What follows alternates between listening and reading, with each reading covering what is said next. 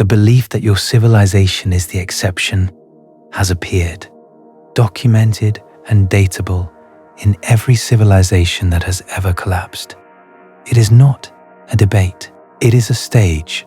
You arrived thinking exceptionalism is a value, something you hold or reject, but it shows up in the same position in the cycle every time. After the peak, before the fall, Rome declared itself eternal. The Ottomans titled themselves the Eternal State. Khrushchev said, "We will bury you," 35 years before the Soviet flag came down. And a mathematician who studied lemmings published a prediction in Nature that the 2020s would tear a specific country apart. That prediction came true. Nobody acted on it. Tonight, I want to walk you through Virgil's state theology in 19 BC, through Chaco Canyon and a civilization that vanished in silence, through the lemmings mathematician and his prediction, through Stalin coining the very phrase you were taught to revere, and into an fMRI scanner where the reason you cannot feel any of this becomes visible in the brain. Settle in. Subscribe or join if you have not. If you want more across physics, collapse, and the patterns underneath all of it, the Patreon is where those conversations keep going. Stay to the end, because the question you clicked with is about to be quietly replaced by one that does not let go. Let's start where it started. In 1956, Nikita Khrushchev looked at a room full of Western ambassadors in the Polish embassy in Moscow and said 6 words that became the most famous threat of the Cold War. "We will bury you." He meant it. He believed it, with the same certainty that you believe the sun will come up tomorrow. And he had reasons. The Soviet Union had just launched the most advanced satellite in human history. It was producing more steel than any nation on Earth. It had built a nuclear arsenal capable of ending civilization and a space program that was beating the Americans at every milestone. Khrushchev was not making a wild boast. He was stating what he considered a historical certainty. The full line, as recorded in his memoirs, reads, "Whether you like it or not, history is on our side. We will bury you." 3 years later, at a National Press Club appearance in Washington, he clarified for the American journalists who were still rattled by the phrase, "I am convinced that communism will win." 35 years later, on December 26, 1991, the Soviet flag came down over the Kremlin for the last time. The entire system dissolved in a matter of months. Not from invasion, not from war, from the inside. The eternal state, which is what the Soviets called their system in official documents, simply stopped. And that would be a good story on its own. A cautionary tale about ideological arrogance. But what I need you to understand, and what I have spent an unreasonable number of hours verifying in the primary sources, is that Khrushchev was not unusual. He was not uniquely deluded. He was not even making an error that was specific to communism or to the 20th century. He was following a script that has been performed, word for word, by every major civilization that has ever collapsed. And I do mean every single one. In 19 BC, the Roman poet Virgil, writing under commission from Emperor Augustus himself, put a promise into the mouth of Jupiter, king of the gods. The line appears in Book 1 of the Aeneid, lines 278 and 279. In Latin, it reads, "His ego nec metus rerum nec tempora pono, imperium sine fein dedi." I have set no limits, world or time, upon these people. I have given them empire without end. This was not a poet's fantasy. It was state theology, commissioned by the emperor, performed at public festivals, inscribed on monuments, taught to children across a territory that stretched from Britain to Syria. Around the same time, another poet, Tibullus, in his Elegies Book 2, Poem 5, lines 23 and 24, written around 19 BC, gave us the first attested literary use of what would become Rome's most enduring title. Romulus aeternae nondum formaverat urbis Moenia. Not yet had Romulus drawn up the walls of the eternal city. The eternal city. Think about the confidence embedded in that phrase. Not the great city, not the powerful city. The eternal city, as if permanence were a property of the place itself, like its latitude or its elevation. Horace, Rome's other great Augustan poet, composed a hymn called the Carmen Saeculare in 17 BC, performed by a chorus of 27 boys and 27 girls. A massive state festival held once per generation. The hymn addressed the sun god directly. Alme sol, possis nil urbe Roma visere meus. Nourishing sun, may you behold nothing greater than the city of Rome. Livy, the historian, writing his Ab Urbe Condita around 27 BC at Augustus's encouragement, declared in his preface that there had never existed any commonwealth greater in power, purer in morality, or more fertile in good examples. Cicero, in his Philippics, written in 44 BC, used the phrase Populi Romani nomen sempiternum, the eternal name of the Roman people. This was not the fringe opinion of a few poets. This was the institutional consensus of the most powerful civilization on earth, expressed in its official literature, its public ceremonies, its legal documents, and its architecture. Rome was eternal. Rome could not fall. Rome was outside the cycle. The Western Roman Empire fell on September 4th, 476 AD, when the Germanic chieftain Odoacer deposed the last emperor, a teenager named Romulus Augustulus. The irony of the name, Romulus, same as the founder, was not lost on anyone even at the time. From the death of Marcus Aurelius in 180 AD, which most historians mark as the end of Rome's golden age, to the final deposition was 296 years. From the Antonine Plague that hit in 165 AD, which many scholars now consider the real beginning of Rome's structural decline, to the end was 311 years. And for every one of those 300 years, official Roman rhetoric insisted that Rome was eternal. The rhetoric did not fade as the empire weakened. It intensified. As late as the 380s, with barbarian armies crossing the borders, the currency debased, the population declining, and the army unable to defend its own frontiers, Roman coinage still bore the legend Roma Aeterna. The less eternal Rome became, the louder it declared its eternity. Edward Gibbon, in the first volume of the History of the Decline and Fall of the Roman Empire, published in 1776, framed the question with a precision that still stings. The story of its ruin is simple and obvious. And, instead of inquiring why the Roman Empire was destroyed, we should rather be surprised that it had subsisted so long. And Rome was not alone. The Ottoman Empire called itself the Devlet I Ebed Mudet, the Eternal State.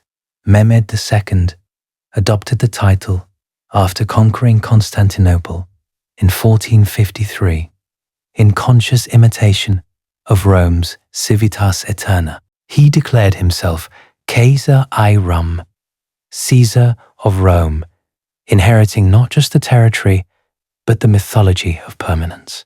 For 469 years, the Ottoman state operated under a title that claimed it would exist forever. The Sultanate was abolished on November 1st, 1922. The Caliphate followed on March 3rd, 1924. The Qing dynasty's Qianlong Emperor, writing to King George III of England in 1793, produced a sentence that historians still quote for its crystalline self-assurance. Our celestial empire possesses all things in prolific abundance and lacks no product within its borders.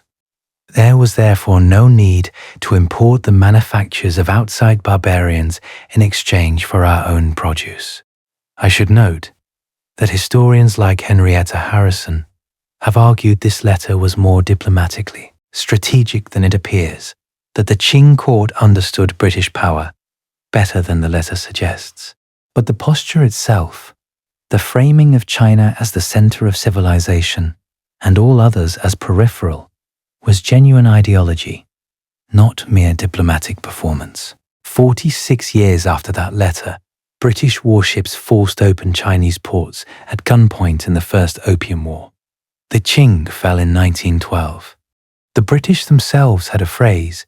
They inherited it, fittingly, from the Spanish Empire of Charles V, which used it first, the empire on which the sun never sets. The British version was coined by a colonial administrator named George Macartney in 1773. The same George Macartney, by the way, whom Qianlong would later rebuff. Macartney described this vast empire on which the sun never sets and whose bounds nature has not yet ascertained. The phrase was popularized in Blackwood's magazine in 1829 by the writer John Wilson, the American Secretary of State Daniel Webster. In 1834, added a flourish that deserves to be quoted because the confidence radiating from it is almost physically warm. Britain was a power that has dotted the surface of the whole globe with her possessions and military posts, whose morning drumbeat, following the sun and keeping company with the hours, circles the earth with one continuous and unbroken strain of the martial airs of England. The British Empire reached its maximum territorial extent in 1919, after the Versailles Treaty handed it control of former German and Ottoman territories. At that point, it governed roughly a quarter of the world's land surface and a quarter of its population. India and Pakistan gained independence in August 1947. The Suez Crisis of November 1956, in which the United States and the Soviet Union jointly forced Britain to withdraw from Egypt, is the date most historians cite as the moment the empire ceased to exist as a global power. Hong Kong was handed back to China on July 1st, 1997. From peak to Suez, 37 years. From peak to the final handover, 78 years. One human lifetime. And then there are the Maya. The Maya deserve special attention because the evidence of their exceptionalism is not written in poetry or diplomatic letters. It is carved in stone, literally, and the stone tells a story that is almost unbearable in its precision. Maya rulers across the southern lowlands, in what is now Guatemala, Belize, and southern Mexico, commissioned carved stone monuments called stelae to commemorate their reigns, their military victories, their ritual performances, and their dynastic claims. These monuments were meticulously dated using the long count calendar, a system so precise it could place events within a single day across thousands of years. The dates were not vague references. They were exact, and the frequency of monument carving is itself a data point that tells you something the Maya rulers never intended to reveal. Martha Macri, a linguist at the University of California at Davis, compiled the Maya Hieroglyphic Database, one of the most comprehensive catalogues of dated Maya inscriptions in existence. The data shows a pattern that should raise the hair on the back of your neck. The number of dated stone monuments rose from roughly 10 per year in 514 AD to approximately 40 per year by 750 AD. 40 carved stone monuments per year, each one a statement of permanence, each one a ruler saying to the future, I was here, my dynasty was here, and we will be here forever. At Copan, in modern Honduras, Altar Q depicts an unbroken dynasty stretching from 426 to 763 AD. 16 rulers in sequence, each one legitimized by his connection to the ones before. The monument was commissioned by the 16th ruler specifically to demonstrate the continuity and permanence of his line. The dynasty ended shortly after, probably with a usurper named Ukit Tuk, whose story is fragmentary and whose monuments were never finished. The dated monument count hit its peak around 750. By 800, it had begun to decline. By 900, it reached 0. Not reduced, 0. The civilization that had been carving 40 monuments per year, each one a declaration of permanence, simply stopped. The cities were abandoned. The great temples were swallowed by jungle. The population of the southern lowlands crashed by an estimated 90% or more. Yale Mayanist Michael Coe, who died in 2019 after a career spanning 6 decades, called the southern lowland collapse surely one of the most profound social and demographic catastrophes of all human history.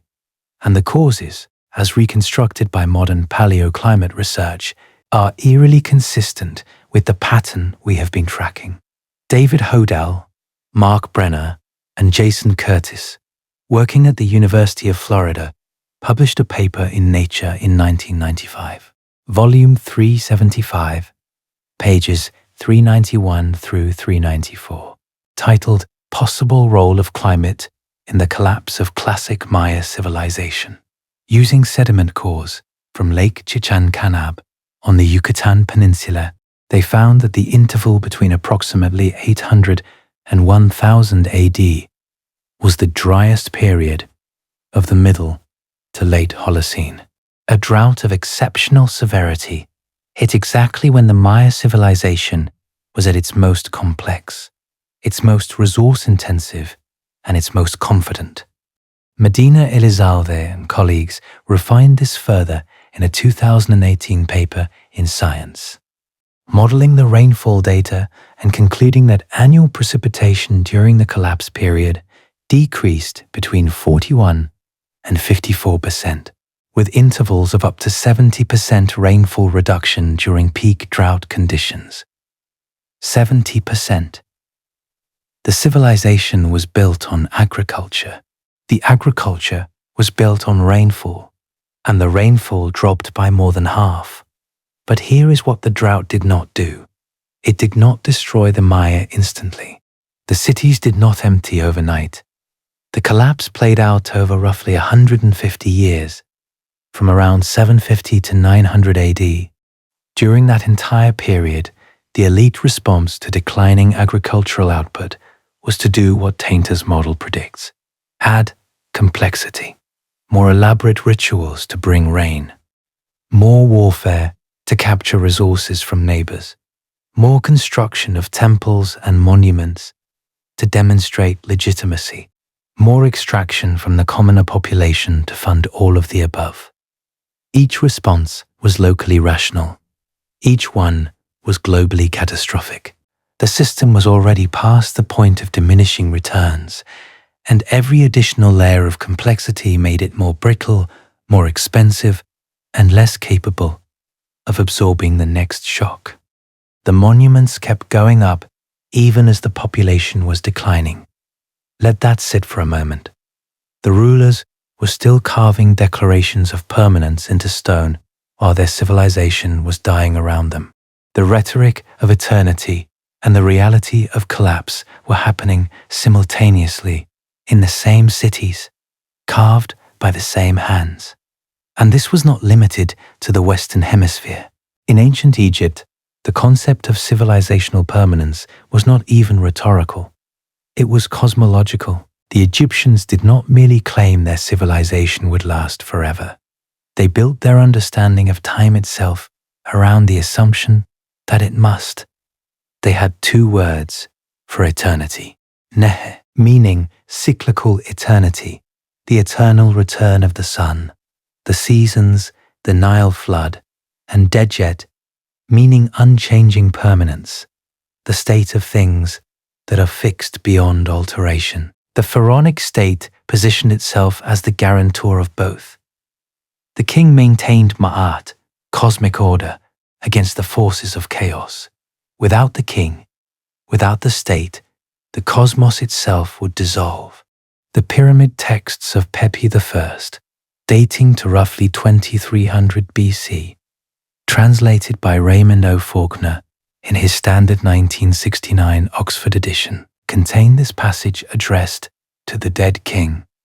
You shall not perish, you shall not come to an end. Your name shall endure among men, while your name comes into being among the gods. This is not a wish. In the context of Egyptian funerary theology, it is a metaphysical claim. The king's permanence is a property of reality itself. Egyptian civilization in various forms lasted roughly 3,000 years, which is longer than any other continuous political tradition in the historical record. But it did collapse multiple times. The Old Kingdom collapsed around 2100 BC. The New Kingdom collapsed around 1077 BC. The last independent Egyptian dynasty ended when the Persians conquered under Cambyses II in 525 BC. Alexander came in 332 BC. Rome absorbed it in 30 BC. Each time, the cosmological framework that positioned the Egyptian state as eternal was shattered, and each time it was rebuilt, because the framework was not an assessment of the state's actual permanence. It was a necessary feature of the state's psychological infrastructure. You cannot maintain a complex civilization for 3,000 years in the desert without an ideology of permanence. The ideology is a load-bearing element. It does not survive because it is true. It persists because it is necessary. I want to pause here because the pattern has a quality that is easy to miss if you are just reading dates and names. Every civilization I just described did the same thing. Not a similar thing. The same thing. At or near the peak of its power. Each one produced formal, institutional, state-level declarations of its own permanence. These were not casual opinions held by ordinary citizens. They were the official ideology of the ruling class, encoded in poetry, inscribed in architecture, embedded in legal frameworks, taught in schools. They were the operating mythology of power. And every single civilization that produced these declarations subsequently collapsed. Not most of them, all of them. There is no known example in the historical record of a civilization that produced institutional rhetoric of permanence and then went on to be permanent. The correlation is perfect. And the question this perfect correlation raises is not a historical question. It is not, why did Rome fall? Or why did the Soviets collapse? Those questions have answers. Libraries full of answers. The question this pattern raises is different, and it is one that I have not seen asked clearly in any major publication, despite the fact that the data has been sitting in plain sight for decades. If every civilization that has ever collapsed believed, with absolute institutional certainty, that it was the exception to the pattern of collapse, what does that belief actually tell you? Is it an assessment, or is it a symptom? And there is a reason this belief appears at the same stage every time, a reason that has less to do with politics than with the structure of the human brain. We will get to that. You will wish we had not. Because to answer the question of why the belief appears when it does, you have to first understand the mechanics of how civilizations actually die. Not the dramatic version, not the version with burning cities and barbarian hordes, the real version, which is quieter, slower, and far more disturbing than anything you were taught in school.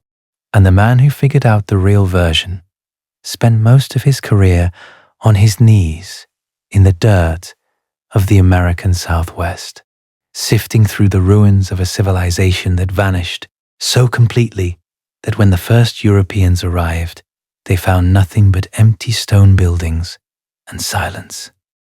His name is Joseph Tainter. He was born on December 8th, 1949. He earned his PhD in anthropology from Northwestern University in 1975, and then he did something that most academics would consider career suicide. Instead of taking a tenure-track position at a research university, he got a job with the United States Forest Service. Specifically, he became the project leader of cultural heritage research at the Rocky Mountain Forest and Range Experiment Station. He held that position for 28 years. 28 years of field work, mapping archaeological sites, writing technical reports, and doing the kind of slow, unglamorous, hands-in-the-soil work that produces no headlines and wins no prizes. The sites that consumed most of his attention were in Chaco Canyon, in what is now northwestern New Mexico. The ancestral Puebloans, the people who built Chaco, had created something extraordinary. Pueblo Bonito, the largest great house in the canyon, contained roughly 650 rooms. It stood 4 or 5 stories tall. It was the largest building in North America until an apartment block in New York City surpassed it in the 1880s. That is not a typo. For roughly 700 years, no one on the continent built anything bigger.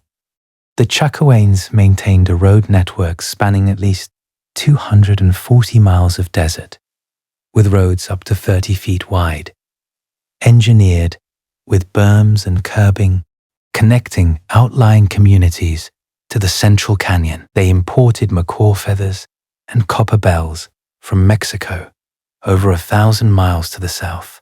They imported turquoise from mines scattered across the region. They imported timber from forests 50 miles away, carrying hundreds of thousands of logs across open desert to build their great houses. These were not primitive people scratching out survival. They were engineers. They were administrators. They were traders operating on a continental scale. And then, sometime around 1100 AD, give or take a few decades, they stopped. The great houses were abandoned. The roads fell silent. The population dispersed into smaller, simpler settlements scattered across the surrounding landscape. Not in a single catastrophic event. Not in a dramatic last stand. Gradually, section by section, the way a body cools after the heart stops. Tainter spent decades trying to understand what happened, not just at Chaco, but across the full historical record. Because the more he looked, the more he found the same shape. Rome, the Maya, the Western Chao dynasty, the Harappan civilization of the Indus Valley, the Hittites, Mycenae, the Abbasid Caliphate. Each one had followed what appeared to be the same trajectory. And crucially, the trajectory did not match any of the popular explanations. Collapse was not primarily caused by barbarian invasions, although invasions sometimes delivered the final blow. The invasions succeeded because the system was already too weakened to resist. Collapse was not caused by moral decline, the favorite explanation of every civilization's own conservative commentators. Tainter looked at this argument carefully and found it backwards. Moral decline, to the extent it existed, was a symptom of structural deterioration, not a cause. Collapse was not caused by corruption or laziness or decadence or any of the satisfying morality tale explanations that people have been offering for 3,000 years. The actual cause was something far more disturbing. In 1988, Tainter published his findings through Cambridge University Press under the title The Collapse of Complex Societies. The book has since been cited over 4,900 times. It is considered one of the most important works in archaeological theory ever published. And the central argument, the one that changes how you think about everything, is deceptively simple. Civilizations solve problems by adding complexity. A drought arrives. The civilization builds an irrigation system. An enemy threatens the border. The civilization creates a standing army. Trade disputes arise. The civilization develops a legal code. Disease spreads. The civilization establishes public health infrastructure. Each of these responses works. Each one solves the immediate problem. And each one adds a layer of complexity. New institutions, new administrators, new supply chains, new taxes to fund them, new bureaucrats to manage them. The critical insight is not that complexity is added. It is what happens to the returns on that complexity over time. The first irrigation canal transforms a desert into farmland. It is cheap, it is effective, and the return on investment is enormous. The 10th canal extends the network to marginally productive soil at several times the per acre cost. The 100th canal services land that barely breaks even. Each canal still works. Each one still produces food, but each successive canal yields less benefit per unit of investment. The return on complexity diminishes. Tainter showed this pattern operating in every civilization he studied. He modeled it as a curve. Early in a civilization's life, each increment of complexity produces large returns. The curve rises steeply. Then the curve begins to flatten as the easy problems are solved, and each new problem requires a more expensive and elaborate response. Then the curve bends. At some point, each additional layer of complexity costs more than it returns. The civilization is now running a deficit on its own organizational capacity. It is spending more energy just to maintain its existing systems than those systems are producing. But the civilization does not simplify. No civilization in Tainter's dataset ever voluntarily simplified. Not one. There is a question that Tainter raises implicitly but never fully resolves. And it is the question that separates his model from a mere historical observation and turns it into something genuinely frightening. Why does voluntary simplification never happen? The answer, I think, lies in the intersection of Tainter's structural model and Turchin's elite dynamics. Voluntary simplification would require the people who benefit most from the current level of complexity to agree to reduce it. But the people who benefit most from the current level of complexity are, by definition, the elites. And the elites did not gain their positions randomly. They gained them by navigating the complexity. Their skills, their networks, their knowledge, their institutional positions are all adapted to the current level of complexity. Simplification does not just reduce the system's overhead. It destroys the specific forms of capital that elites have accumulated over their careers. Ask a senior regulator to eliminate their own regulatory framework. Ask a general to close their own military base. Ask a university administrator to eliminate their own department. Ask a lobbyist to dismantle the regulatory environment that makes lobbying necessary. Each of these individuals is rational. Each of them can see, in the abstract, that the total system is too complex, and each of them has a deeply rational, self-interested reason to preserve the specific complexity they personally depend on. This is not corruption. This is structural. The elites are not villains. They are rational actors responding to real incentives. The incentives of the system they inhabit reward the preservation of complexity, not its reduction. And there is no mechanism in any political system ever devised that consistently overrides the rational self-interest of the class that controls the political apparatus. The Roman Senate could not simplify the Roman administrative state because the senators were the administrators.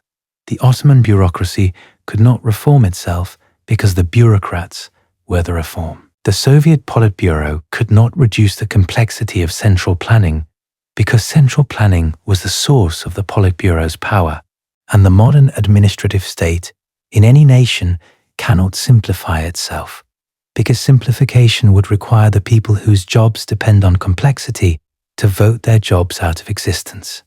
This is why Tainter's curve only goes in one direction. Complexity increases until it collapses. There is no mechanism for it to decrease voluntarily, because the people who would need to decrease it are the people who benefit from it. And by the time the costs of complexity exceed its returns, the complexity has become so entrenched, so interconnected, so deeply embedded in every institution and every career and every regulatory framework that removing any single piece of it threatens to destabilize everything attached to it. It is like a game of Jenga that has been played for 300 years. Every block has been placed for a reason. Every block supports something above it, and removing any single block risks toppling the entire structure. The rational response for every individual player is to add another block to the top rather than risk removing one from the middle. And so the tower grows taller and more precarious until the table shakes, and the table always shakes eventually. And the reason, Tainter argued, is that each individual layer of complexity is locally rational. The Irrigation Bureau cannot see the whole system. It can see the drought, and its response to the drought is correct. The military command cannot see the fiscal trajectory. It can see the border, and its response to the border threat is reasonable. Each institution optimizes for its own survival and for the specific problem it was created to solve. The cumulative effect of all these locally rational decisions is a system that is globally irrational, spending more and more energy to maintain itself, with less and less resilience left over to absorb an unexpected shock. And then a shock arrives.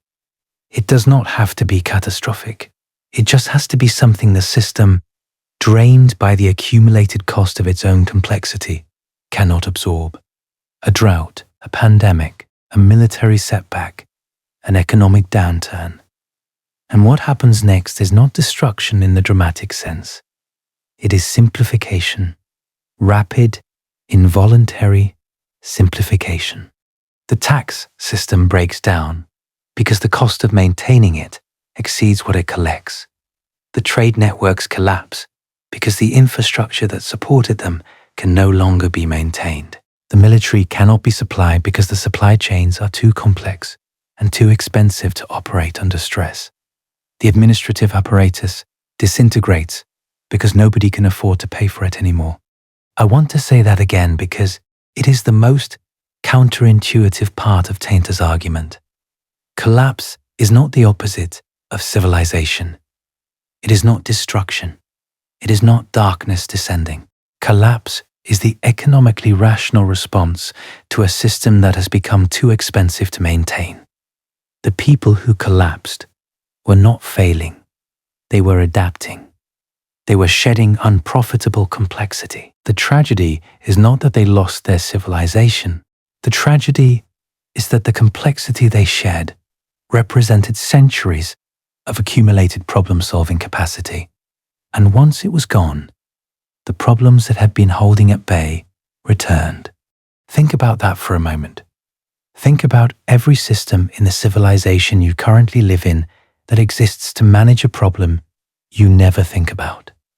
Water treatment, air traffic control, disease surveillance, financial regulation, supply chain logistics.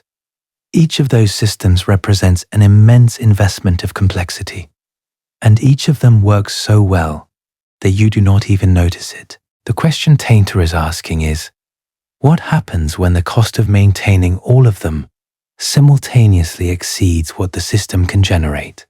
But here is where Tainter's model, for all its brilliance, runs into its own limit, and the limit is the most disturbing part of the story. Tainter's model predicts that rational actors who can see diminishing returns should voluntarily simplify. They should look at the curve, identify the point where returns turned negative, and shed the unprofitable complexity before a shock forces them to shed it involuntarily. This would not be pleasant. It would mean closing agencies, reducing military commitments, simplifying legal codes, dismantling systems that people depend on. But it would be survivable. Voluntary simplification is a managed retreat. Involuntary simplification is a rout. The problem is that it has never happened. Not once. In the entire historical record, across every civilization Tainter studied, not a single one voluntarily simplified. They all rode the curve past the point of diminishing returns, past the point of negative returns, and into the zone where a single shock could trigger cascade failure. Tainter acknowledged this. His model could explain the mechanism of collapse, but not why the mechanism was invisible to the people living inside it. The math says they should have seen it. The history says they never did, which means either every civilization in human history was led by idiots, which is not a serious position, or there is something else going on, something operating beneath the level of conscious institutional decision-making, something that makes the signal invisible, even when it is, by every objective measure, perfectly clear. I want to hold the camera on this parallel for one more moment, because it contains the entire argument of this video in miniature. Peter Turchin told the Soviet state it had flaws. The state expelled him. Peter Turchin told the American state it follows the same trajectory as every other declining society. The state ignored him. The Soviet approach was coercive. The American approach is inertial. But the functional outcome is identical. The person who diagnoses the pattern is separated from any mechanism that could translate the diagnosis into institutional change. And the reason this parallel matters is that it is not a coincidence. It is a prediction of the model itself. Turchin's structural demographic theory predicts that elite institutions in a late-cycle society will be unable to process information that threatens their legitimacy, not because the individuals within those institutions are incapable of understanding the information, but because the institutional incentive structure selects for people who will not produce or amplify that kind of information. The person who writes the memo connecting the trust data to the wealth data to the infrastructure data to the collapse literature does not get promoted. They get sidelined, not conspiratorially, structurally, because the institution's survival, in the short term, depends on maintaining the narrative that the system is fundamentally sound, and the person who challenges that narrative, no matter how carefully or accurately they do it, is a threat to institutional self-conception. This is the same dynamic that Kuhn described in The Structure of Scientific Revolutions. Paradigms do not change because new evidence persuades the defenders of the old paradigm. Paradigms change because the defenders of the old paradigm retire or die, and a new generation, not invested in the old framework, adopts the new one. Institutional narratives work the same way. The narrative of exceptionalism will not be revised from within the institutions that depend on it. It will persist until the institutions themselves are simplified by the forces they refuse to acknowledge. And here is where the personal cost of Turchin's work becomes clearest. He is alive. He is publishing. His data is available. His prediction was confirmed. And he is, functionally, shouting into a void. Not because the void is empty, but because the void is full of people whose brains are filtering his signal through the same optimistic architecture that produced the signals of every previous civilization that heard the warning and could not act on it. His father was silenced by force. Peter was silenced by something more elegant, by a civilization that lets you speak, publishes your work, and then processes your conclusions through a neural filter that renders them inert before they reach the level of institutional action. I do not know which form of silencing is more effective. I suspect it is the second. To find that something, you have to leave archaeology entirely and meet a man whose career arc is so improbable that if you put it in a novel, an editor would cut it for being too neat. Peter Turchin was born on May 22nd, 1957, in Obninsk, Russia. His father was Valentin Turchin, a theoretical physicist, mathematician, and computer scientist who was also, crucially, a dissident. Valentin Turchin advocated publicly for freedom of information and democratic reform in the Soviet Union during the 1960s and 70s. He signed letters in defense of other dissidents. He wrote a book called The Inertia of Fear that circulated in Samizdat, the underground press of Soviet intellectuals.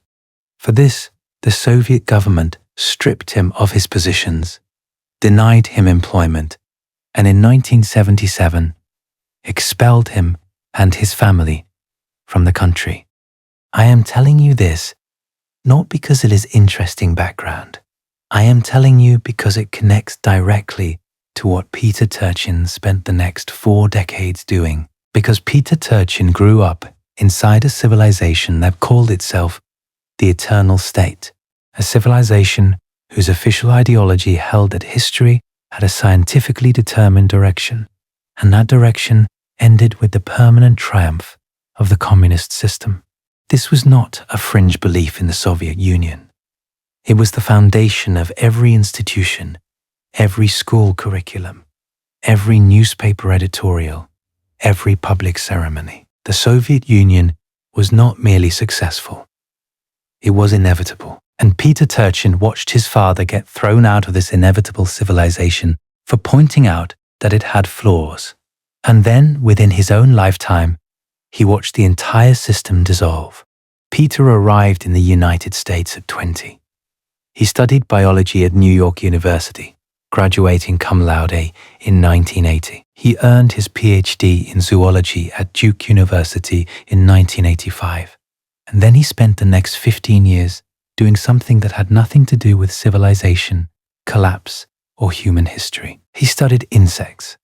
Specifically, he modeled the population dynamics of southern pine beetles, larch bud moths, and other species that follow classical boom and bust cycles. Population rises, resources deplete, population crashes, resources recover, population rises again. The math behind these cycles was well established. Lotka-Volterra equations, predator-prey dynamics. The cycles were predictable because the underlying mechanisms were simple and the variables were measurable. Turchin was good at this. He published extensively. He built mathematical models that accurately predicted insect population oscillations. And then, sometime in the late 1990s, he had an idea that would make his colleagues deeply, lastingly uncomfortable. He asked whether human societies follow the same cycles. This was not a poetic question. Turchin was not drawing a metaphor between lemmings and people. He was asking, with the precision of a mathematician, whether there are measurable variables in human societies that oscillate according to the same kinds of dynamic equations that govern predator-prey systems in ecology. He spent the next several years testing this, and in 2003, he published a book called Historical Dynamics that laid out the mathematical framework. He gave it a deliberately provocative name, Cliodynamics, from Clio, the Greek muse of history, and dynamics, the mathematical study of how systems change over time. He was explicitly claiming that history was a science, that civilizational trajectories were not random, and that the oscillations were governed by discoverable laws. The history establishment was not pleased. Professional historians tend to view their discipline as fundamentally different from the natural sciences. Each event is unique. Each civilization is shaped by contingent factors. You cannot put history in an equation. Turchin's response was to put history in an equation and show that it worked. The model he built is called structural demographic theory, and it identifies three variables that, when they converge, produce political instability with mathematical regularity across every civilization for which adequate data exists. The first variable is popular immiseration. This does not necessarily mean absolute poverty. It means that ordinary people, the majority of the population, are experiencing declining living standards relative to expectations. Wages stagnate or fall. The cost of living rises. Housing becomes unaffordable. Economic mobility declines. People feel, with increasing justification, that the system is not working for them. The second variable is elite overproduction. This is Turchin's most original contribution, and possibly his most important. It means that too many people are competing for too few elite positions. In any society, the number of positions that confer genuine power, status, and wealth is finite. When the number of people credentialed and aspiring to fill those positions far exceeds the positions available, the result is a surplus of frustrated elites. These are not poor people. They are educated, ambitious, well-connected people who expected to have power and do not. And they are angry. They become the organizers, the funders, and the ideologues of opposition movements. They are the ones who turn popular discontent into organized action. The third variable is state fiscal crisis.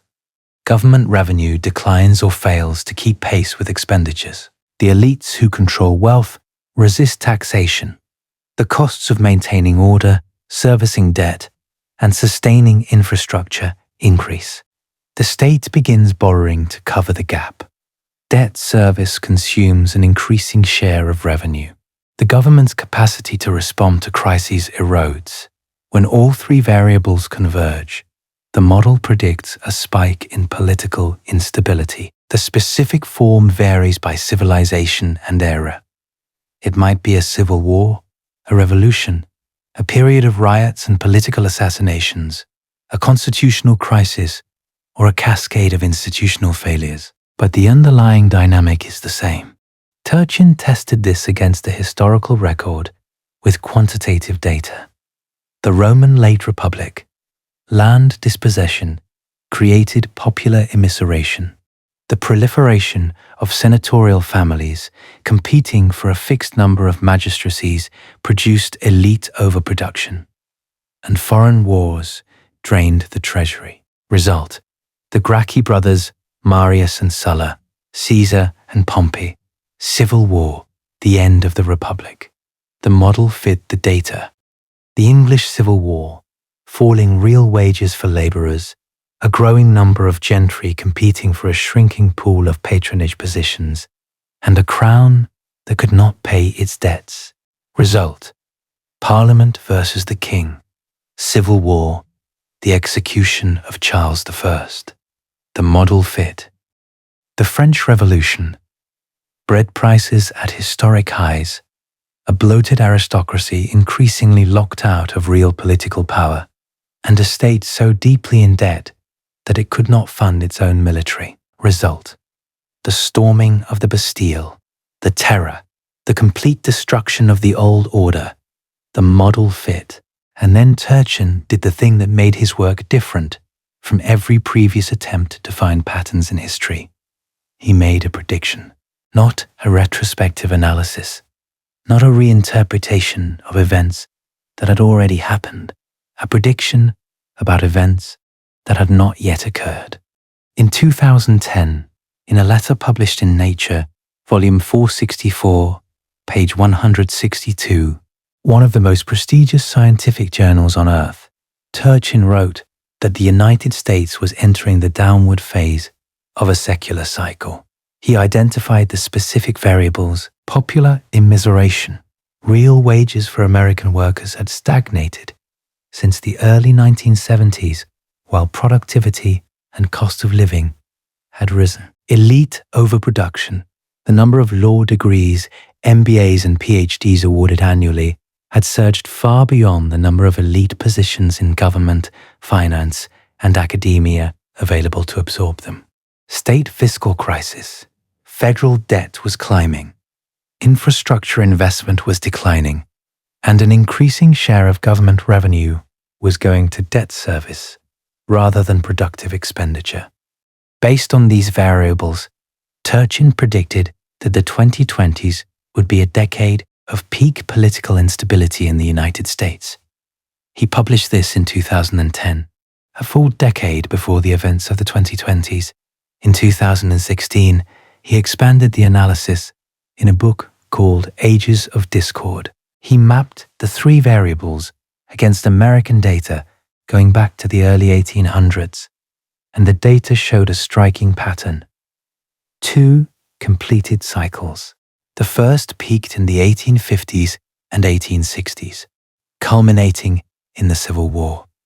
The second was building toward a peak in the 2020s. The pattern was not abstract or metaphorical. It was quantitative. He could show the curves: popular immiseration rising, elite overproduction rising, state fiscal stress rising, all three converging toward the same decade. I want to give you the specific numbers because the specificity is what separates this from a vague feeling that things are getting worse. Turchin identified popular immiseration using a composite index he calls the well-being index. The components include real wages relative to GDP per capita, health indicators like life expectancy and average height, and measures of economic security.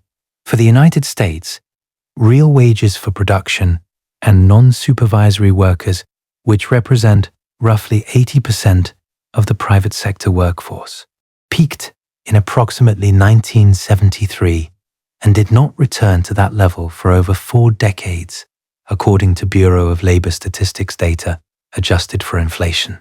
Meanwhile, productivity roughly doubled over the same period. The gap between productivity and compensation, which had moved roughly in tandem from 1948 to 1973, diverged sharply thereafter. The Economic Policy Institute has documented this divergence in detail. Workers were producing more and earning relatively less. Elite overproduction is the variable that sounds strangest, but may be the most important. Turchin defines it as the production of more elite aspirants than the system can absorb. This is not about the absolute number of educated people. It is about the ratio between the number of people who have the credentials and expectations to fill elite roles and the number of elite roles that actually exist. When the ratio is close to 1, the system is stable. When the ratio far exceeds 1, the surplus becomes a destabilizing force. The numbers are specific. In 1970, American universities awarded approximately 37,600 law degrees. By 2013, that number had more than doubled to 46,700, while the number of available legal positions did not increase proportionally. Similar dynamics played out in medicine, finance, and academia. The number of PhDs awarded per year roughly doubled between 1970 and 2020. Tenure-track positions did not double. They declined as a percentage of total faculty. The result was a growing cohort of highly educated, heavily indebted, professionally frustrated people whose expectations of elite status were systematically unmet. These people do not disappear. They do not quietly accept middle-class lives. They become the organizers, the commentators, the movement leaders, the ideological entrepreneurs. They provide the intellectual infrastructure for political opposition. Turchin traces this pattern in the Roman Republic, where surplus patricians funded populist tribunes, in revolutionary France, where disaffected minor aristocrats and ambitious lawyers led the revolution. and in the English Civil War, where surplus gentry organized parliamentary resistance to the crown. The pattern is the same.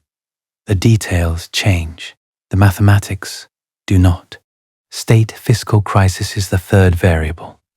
And here, the American data is stark. Federal debt held by the public was approximately 26% of GDP in 1980. It reached 78% by 2019, before the pandemic.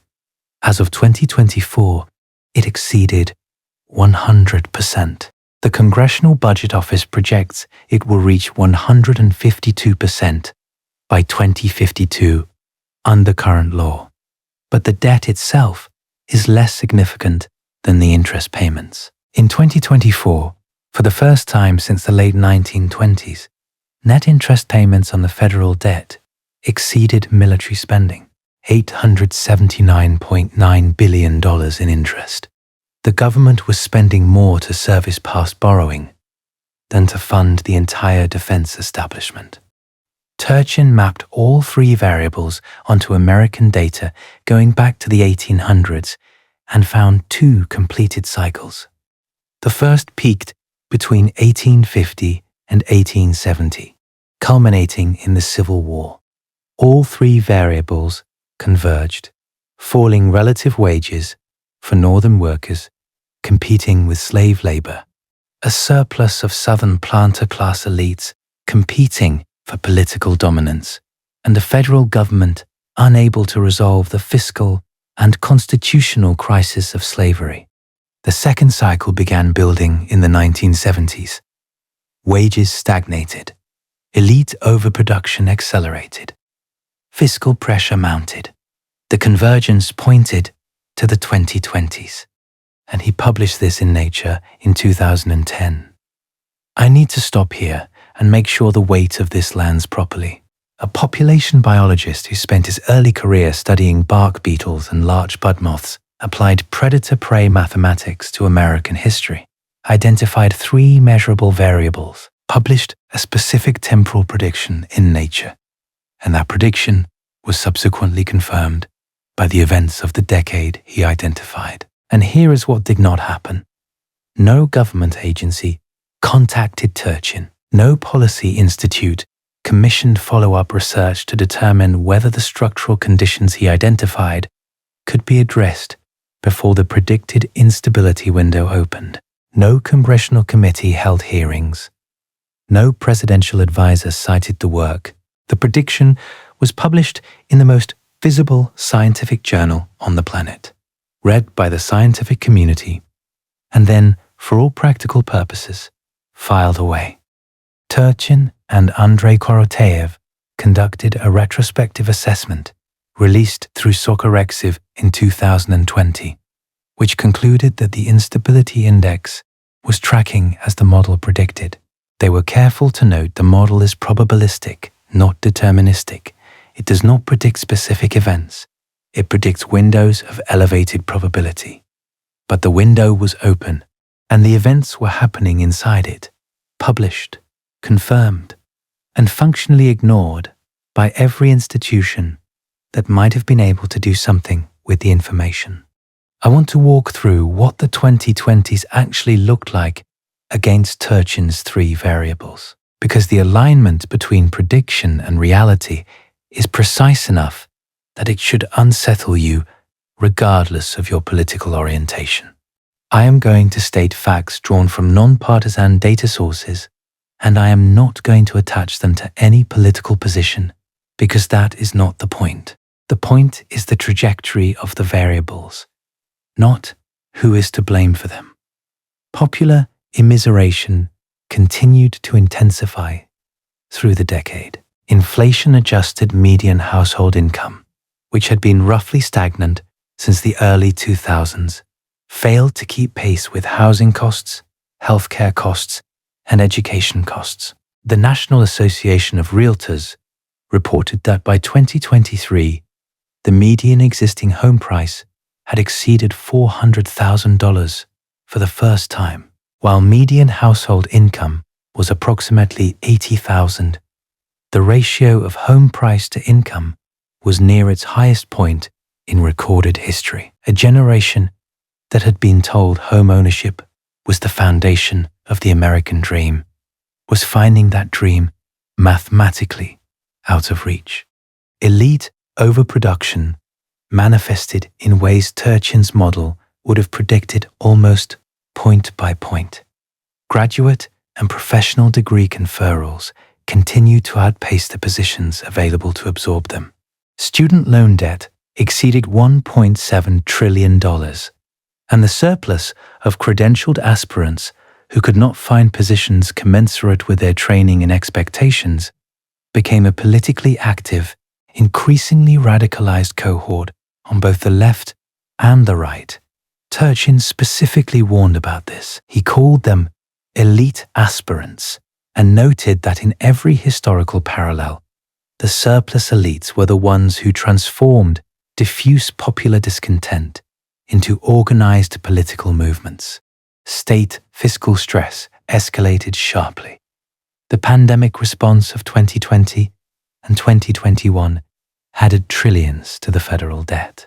By 2024, the total debt exceeded $34 trillion, with net interest payments surpassing $879 billion. The government was borrowing to pay the interest on its previous borrowing, a dynamic that any first-year finance student would recognize as unsustainable. Meanwhile, the investment gap in physical infrastructure continued to widen. Roads, bridges, water systems, electrical grids, and transit systems were degrading while the fiscal capacity to address them was consumed by debt service and entitlement obligations. Political polarization, which Turchin treats as an output variable, a symptom of the three input variables, converging, spiked to levels that broke the measurement instruments. Pew Research Center data from 2022 showed that the share of Americans holding very unfavorable views of the other party had reached record levels on both sides simultaneously. This was not one party radicalizing. It was both parties moving apart, which is exactly what Turchin's model predicts. When elite overproduction creates competing factional leaders on both sides who have the education and ambition to lead, but not the institutional positions to absorb their energy constructively. I want to be clear about something. I am not endorsing Turchin's model as gospel. Models are simplifications. They capture dynamics at the cost of nuance. Turchin himself has been explicit that Cliodynamics is probabilistic, not deterministic, and that specific outcomes depend on contingent factors that no model can capture.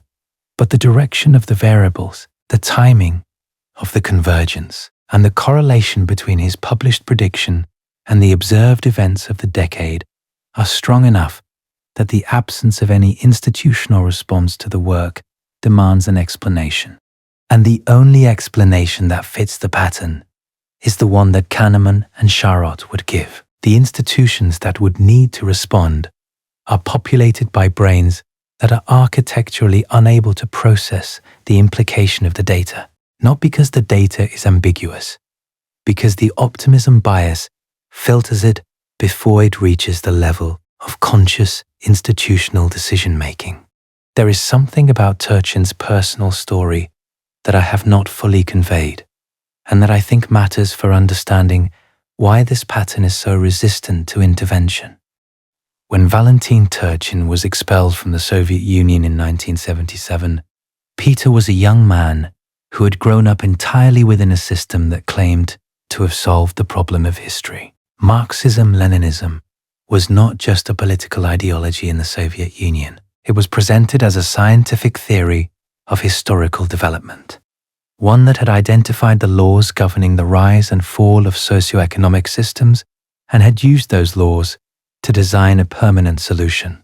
The Soviet Union was, according to its own self-understanding, the first civilization in history to be built on a scientific foundation. It could not fail because its designers understood the forces that caused previous civilizations to fail, and they had engineered those forces out of the system.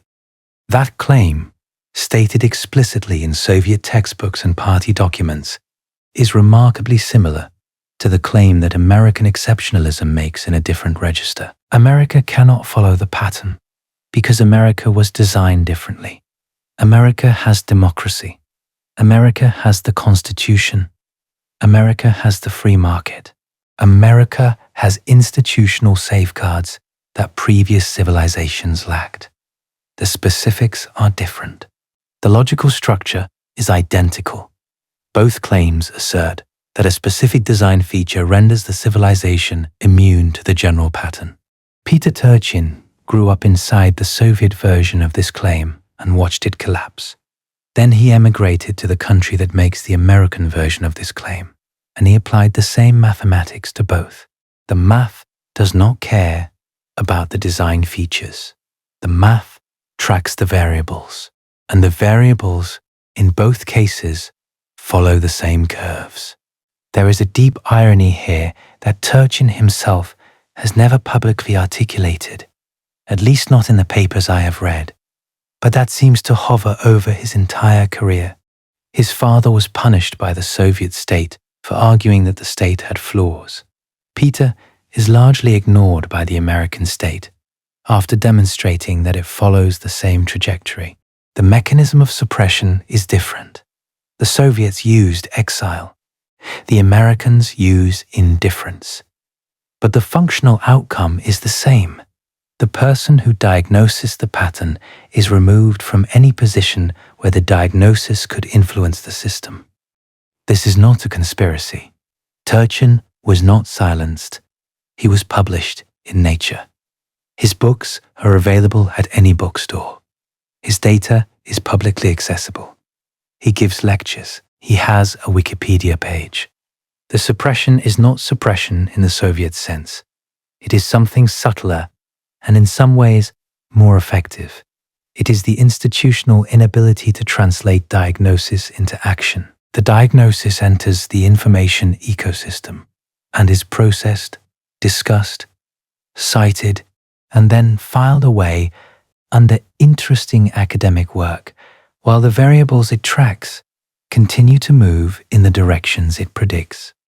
But that is still not the disturbing part.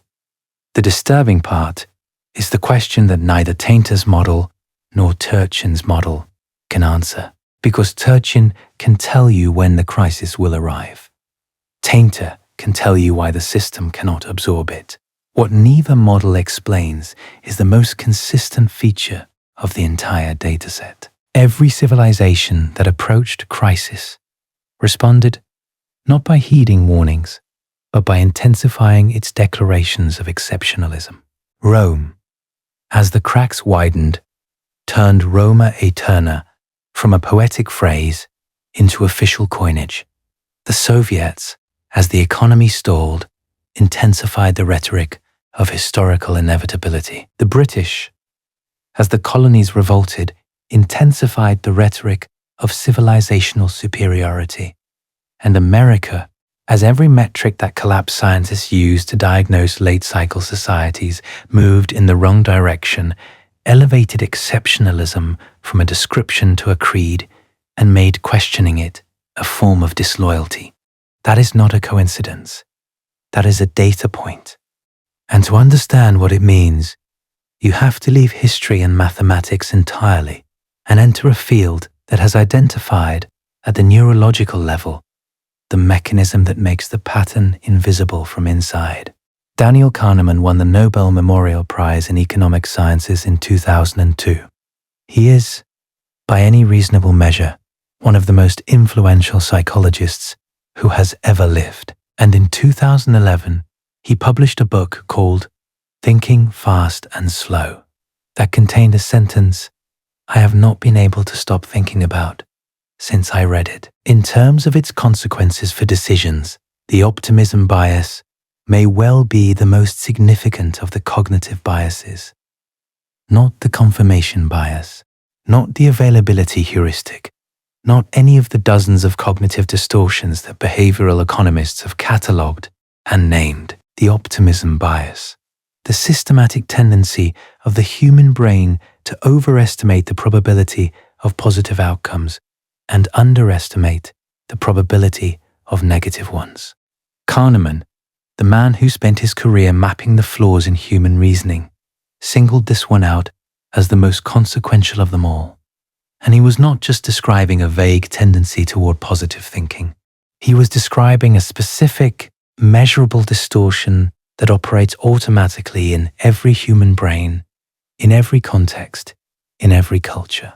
Kahneman and Amos Tversky first formalized a particular manifestation of this in 1979. They called it the planning fallacy. It is the systematic tendency to underestimate the time, cost, and risk of future actions while overestimating the benefits. Every project you have ever worked on took longer than you originally estimated. Every budget you have ever drafted came in higher than projected. Every risk assessment you have ever made undercounted the ways things could go wrong. This is not because you are bad at planning. It is because the planning module in your brain applies an optimistic filter to all future projections as a default setting. And here is the part that matters for everything we have been discussing. Knowing about the planning fallacy does not make you immune to the planning fallacy. Kahneman himself, one of the world's foremost experts on cognitive bias, wrote candidly about how he personally falls victim to the very distortions he discovered and named. The bias is not a software error that can be patched with an information update. It is a hardware feature. It is built into the architecture of cognition itself. Tali Sharot, a neuroscientist at University College London and the director of the Affective Brain Lab, went further.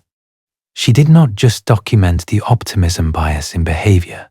She found it in the brain. Using functional MRI imaging, Sharot identified specific neural mechanisms centered on the rostral anterior cingulate cortex and the amygdala that selectively process information about the future. When presented with evidence that the future might be worse than expected, the brain processes the information differently than when presented with evidence that the future might be better than expected. Good news updates expectations. Bad news is filtered. Not by choice, not by motivated reasoning in the conscious sense, by architecture, by the physical wiring of the neural circuits that process future-oriented information. Sharot published her findings in a 2011 book called The Optimism Bias, a tour of the irrationally positive brain, and the implication of her work, extended to its logical conclusion, is staggering.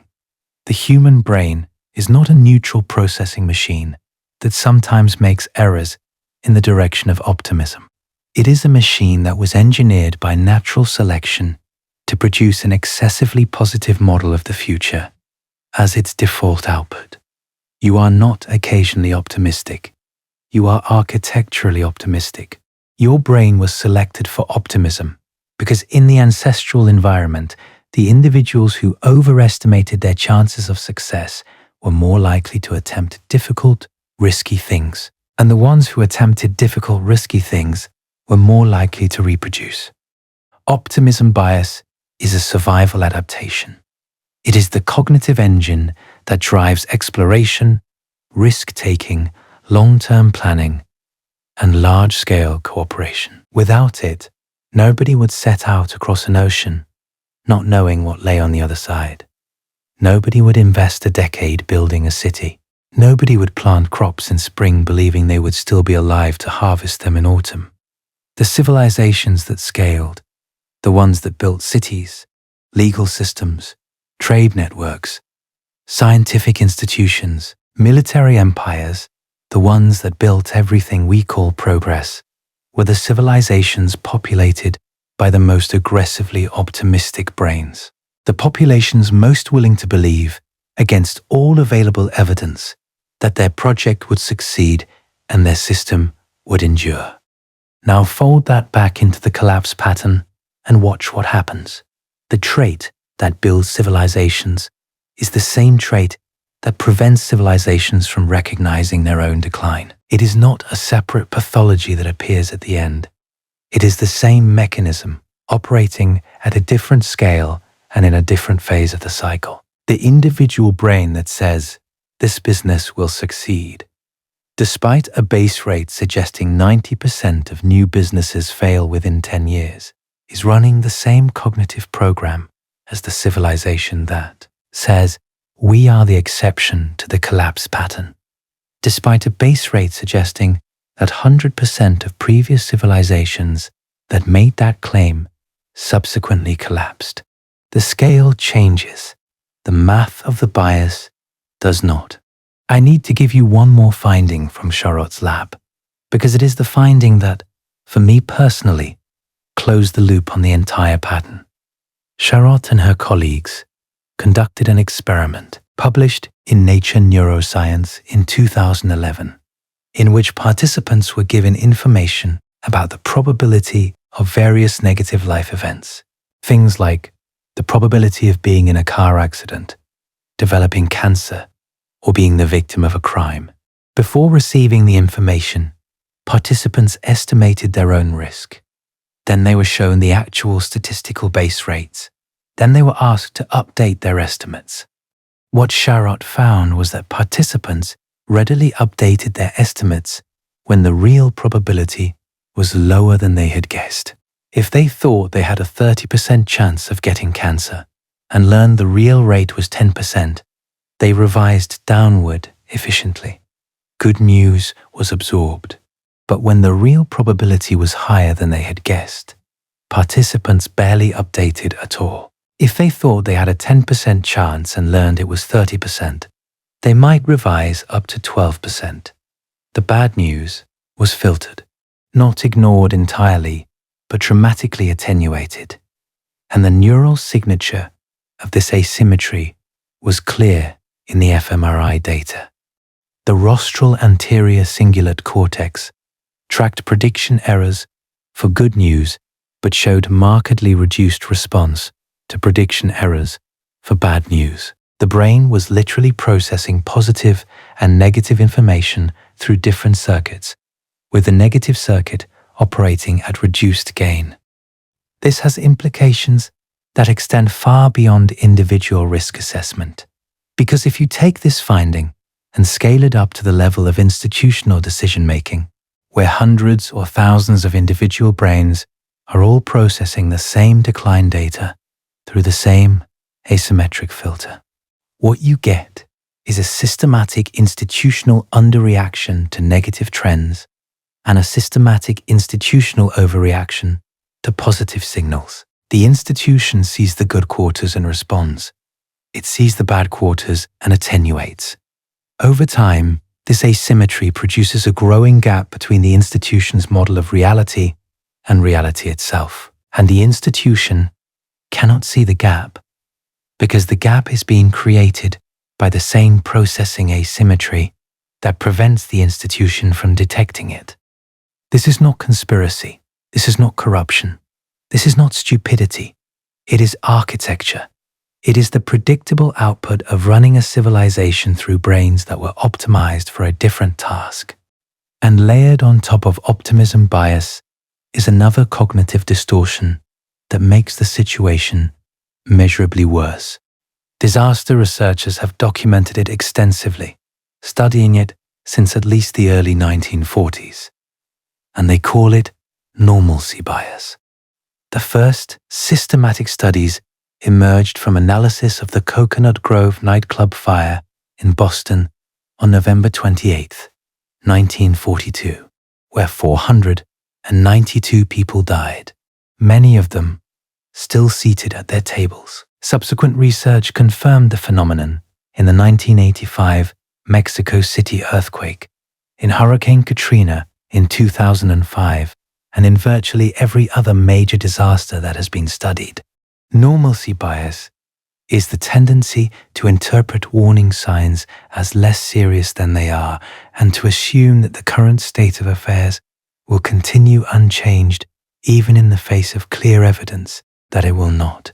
When people are given evacuation orders, studies show that most check with an average of 4 additional sources of information before deciding what to do. Sociologist Thomas Drabek documented this in a 2001 study. An estimated 80% of people display normalcy bias during disasters, spending time in a state of denial and deliberation when immediate action would save their lives. Amanda Ripley, a journalist who spent years studying disaster response for her 2008 book, The Unthinkable, Who Survives When Disaster Strikes and Why, mapped a 3-phase cognitive sequence that people pass through in emergencies: denial, deliberation, and the decisive moment. The majority of casualties in survivable disasters, she found, occur not because escape is impossible, but because people cannot move through the denial phase quickly enough. They stand in a burning building, looking at the smoke, thinking, this is probably nothing. Or, someone will handle this. Or, this has never happened before, so it cannot be happening now. Now scale that up. Scale it from an individual in a burning building to a civilization watching its institutional trust collapse to 17%, watching its wealth concentrate until half the population owns 2.4% of national assets, watching its life expectancy fall years behind nations it used to lead, watching its infrastructure receive grades typically associated with academic failure. The normalcy bias says, this is temporary. This is a blip. Things will return to normal. The optimism bias says, besides, we are different. We are exceptional. The pattern applies to other civilizations, not to ours. These are not opinions. They are reflexes. They fire automatically below the level of conscious thought in direct response to exactly the kind of information that the collapse pattern is trying to deliver. There is another dimension to this that I think is underappreciated, and it connects to a framework proposed by a man whose work was once considered the most ambitious intellectual project of the 20th century, before it fell out of academic favor. His name is Arnold Toynbee, and his story is worth telling briefly because it illustrates something important about how civilizations respond to people who try to show them the pattern. Toynbee was born in 1889 in London. He was educated at Balliol College, Oxford. Over the course of his career, which spanned from 1922 to 1961, he published a 12-volume work titled A Study of History, in which he traced the life cycles of 21 to 26 civilizations, depending on how you count, from Genesis, through growth, through a time of troubles, through a universal state, and finally to disintegration. His key insight, the one that got him on the cover of Time magazine in 1947, was this: civilizations do not die from external causes. They die from internal ones. Civilizations die from suicide, not by murder. The barbarians, the invaders, the external threats, these are proximate causes, the final blow. The real cause is always internal, a loss of creative vitality, a failure of the ruling minority to maintain the moral authority necessary to govern by consent rather than force, a schism between the elite and the masses that makes the civilization ungovernable from within. A single-volume abridgment by D.C. Somerville, published in 1947, sold over 300,000 copies in the United States. For a brief moment, a work of serious historical analysis was a mass-market bestseller, and then the academic establishment turned on Toynbee. Professional historians attacked his methodology, his selectivity, his grandiosity, his tendency toward mysticism. By the 1960s, citing Toynbee in a history seminar was a reliable way to mark yourself as unserious. His work fell into neglect, where it has remained for half a century. I am not arguing that Toynbee was right about everything. He was not. His later volumes veered into theological territory that strains scholarly credibility. But the core observation that civilizations die from internal causes, that the critical variable is the relationship between the ruling elite and the broader population, that the loss of what he called creative minority status and its replacement by a dominant minority governing by coercion rather than inspiration is the signature feature of civilizational decline. This is consistent with everything Tainter, Turchin, and Ibn Khaldun independently concluded. The fact that the academic establishment rejected Toynbee's framework, precisely at the moment when its predictive implications became most uncomfortable for Western institutions, is itself consistent with the pattern Toynbee described. Jared Diamond's fifth factor, the society's response to its problems, deserves more attention, because it is the factor that separates societies that survive from societies that do not. Diamond showed that some societies facing severe environmental, climatic, and external threats managed to survive by making difficult, proactive adaptations.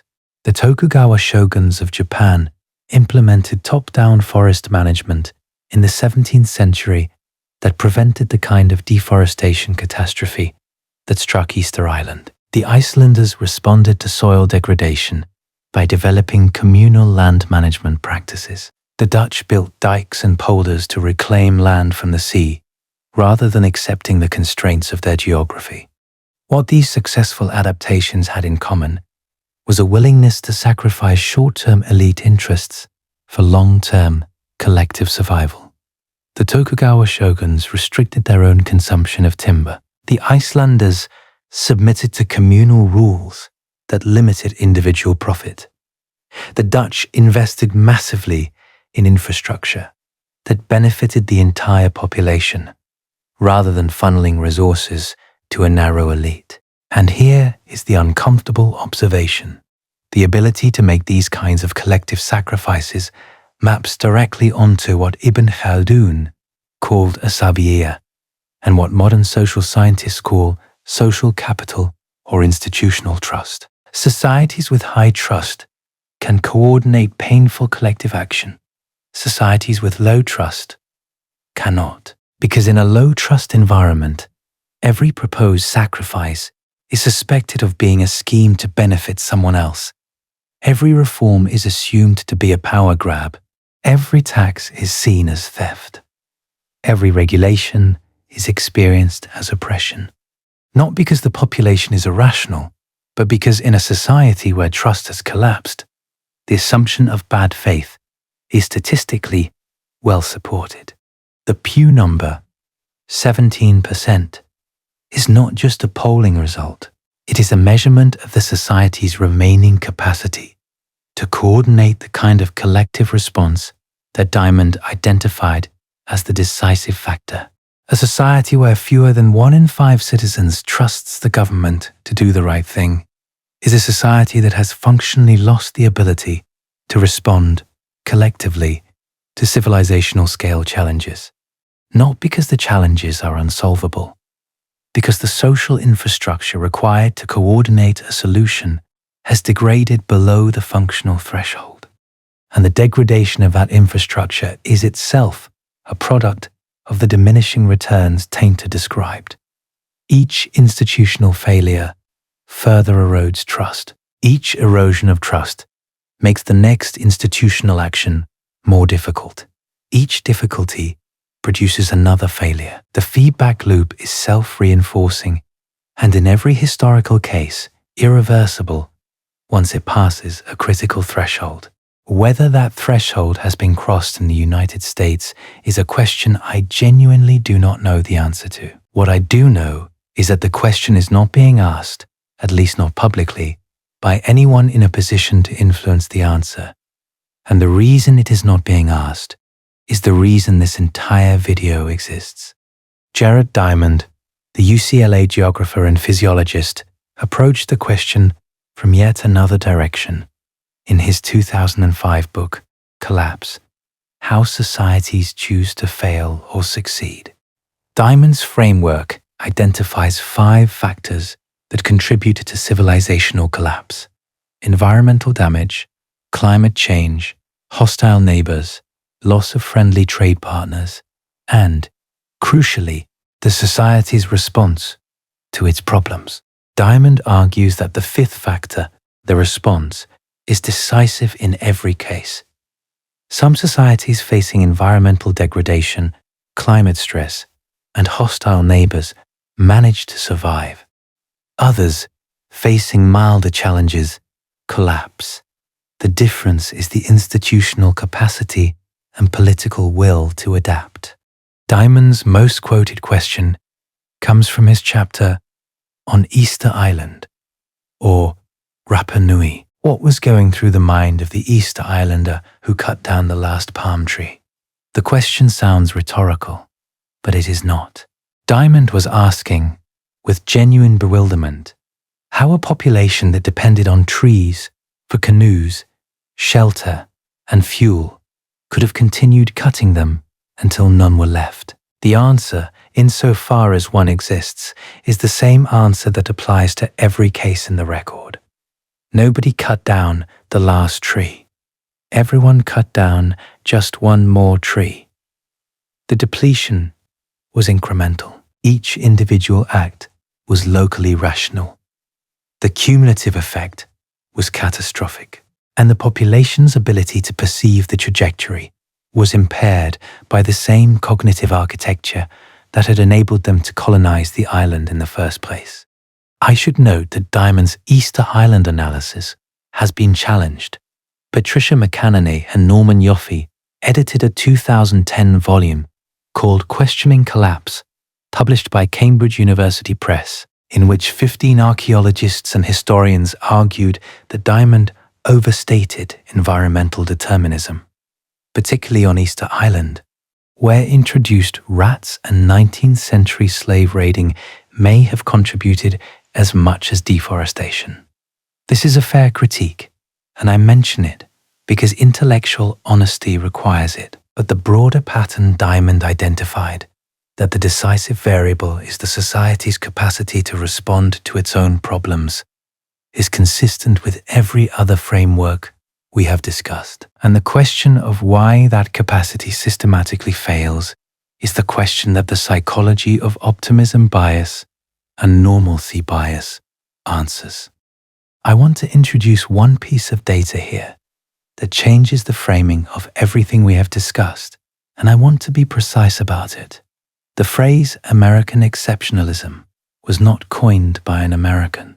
It was not coined by Alexis de Tocqueville, despite what I would wager real money you were taught in a history or political science class at some point in your life. Tocqueville used the word exceptional exactly once in the 2nd volume of Democracy in America, published in 1840. The full sentence, "The position of the Americans is therefore quite exceptional, and it may be believed that no democratic people will ever be placed in a similar one." Tocqueville meant unusual. He meant historically and geographically specific. He was not making a value judgment about American superiority. In context, the passage is partly critical, noting that Americans had used their exceptional freedom for merely mundane or commercial pursuits. The actual term, American exceptionalism, as a noun phrase, was coined by Joseph Stalin in 1929 as an insult. The American Communist Party leader, J. Lovestone, had argued that the United States, because of its unique class structure and lack of feudal history, was not ripe for proletarian revolution in the way that European nations were. He was, incidentally, correct about this. Stalin denounced Lovestone's position as the heresy of American exceptionalism. He used the phrase to attack the very idea that any nation could be exempt from what Marxism considered the iron laws of historical development. The term entered mainstream American political discourse only decades later and was adopted as a positive self-description, primarily in the late 20th century. I need you to sit with that for a moment. The term that has become a foundational element of American national identity, a phrase that politicians use as a loyalty test, and that citizens treat as an article of faith, was invented by a Soviet dictator to describe what he considered a dangerous delusion, a term created to mock the idea that any civilization could be exempt from historical patterns was adopted without apparent irony by a civilization that insists it is exempt from historical patterns. And now look at the data. Not my data.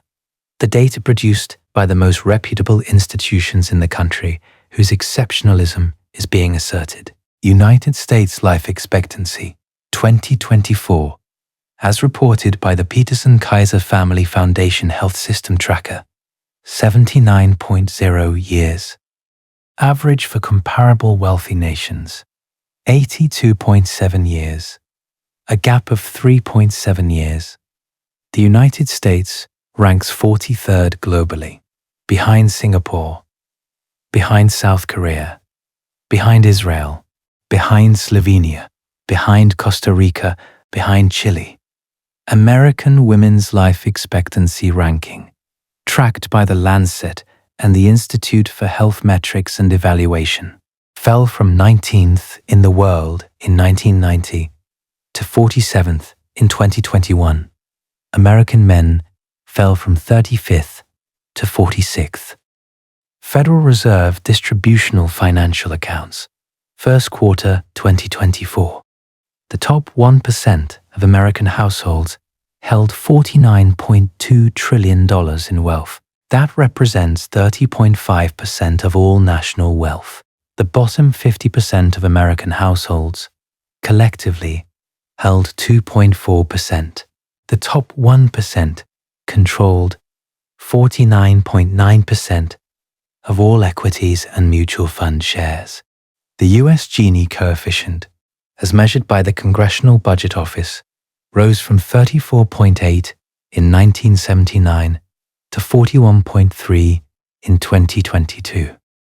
Trust in the federal government, Pew Research Center, September 2025, 17%. In 1958, the first year Pew tracked this question, the number was 73%. In 1964, it peaked at 77%. It has been in sustained decline, with minor fluctuations for over 60 years. 17% is not a temporary dip. It is the lowest sustained reading in the entire history of the survey.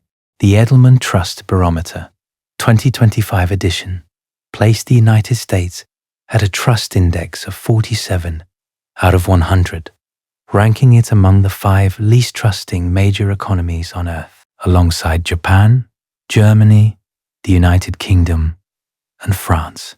7 in 10 respondents globally reported that they believe government officials, business leaders, and journalists intentionally mislead them. 6 in 10 reported moderate to high grievance toward government, business, and the wealthy. The American Society of Civil Engineers, in its 2025 report card for America's infrastructure, gave the United States an overall grade of C. This was reported as good news, the highest grade since the report card began. But 9 of 18 categories still received grades in the D range. Stormwater infrastructure, D. Public transit, D. Wastewater, D+. Schools, D+. Aviation, D+. The estimated gap between current investment levels and what would be needed to bring all systems to a state of good repair is $3.7 trillion, with a total need of $9.1 trillion. And here is a number that should stop you cold if you understand what it means. In 2024, United States net interest payments on the federal debt surpassed defense spending for the first time since the late 1920s. $879.9 billion in interest versus $850.7 billion in defense. The Congressional Budget Office projects interest costs reaching $2.1 trillion by 2036. Let me stay with the trust data for a moment, because trust is not just one metric among many. In Turchin's framework, it is the canary. Trust collapse is the variable that ties everything else together, and its trajectory in the United States follows a curve that, if you overlay it on the trust curves of previous late-cycle societies, produces an alignment that I personally find difficult to look at for too long. When Pew started measuring trust in the federal government in 1958, the number was 73%. That is not a typo. Nearly 3/4 of the American population trusted the federal government to do the right thing most of the time. This was not naive optimism. This was the period of the interstate highway system, the Marshall Plan, the eradication of polio, the establishment of NASA, the desegregation of public schools. The government was delivering visibly, on massive scales, in ways that directly affected people's daily lives. Trust was high because the returns on institutional complexity were high. It peaked at 77% in 1964, the year of the Civil Rights Act and the beginning of the Great Society programs. Then it began to fall. Watergate knocked it down. Vietnam knocked it down further. The stagflation of the late 70s, the Iran hostage crisis, the savings and loans scandal, the Clinton impeachment, the Iraq War, the financial crisis of 2008.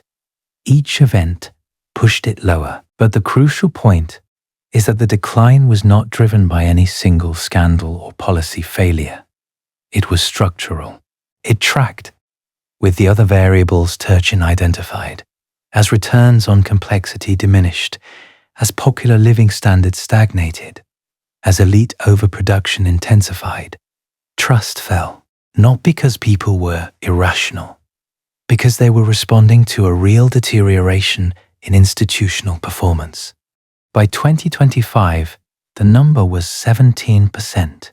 That is a 60 percentage point decline in 60 years. And here is the part that connects to the collapse pattern. This trajectory, high trust during the ascending phase followed by sustained decline during the descending phase, is not unique to America. It is the trust trajectory of every late-cycle society for which polling data or reasonable proxies exist. The Roman historian Tacitus, writing in the early 2nd century AD during the beginning of Rome's decline, described a Rome in which no one trusted public institutions, in which citizens assumed senators were corrupt and officials served only themselves.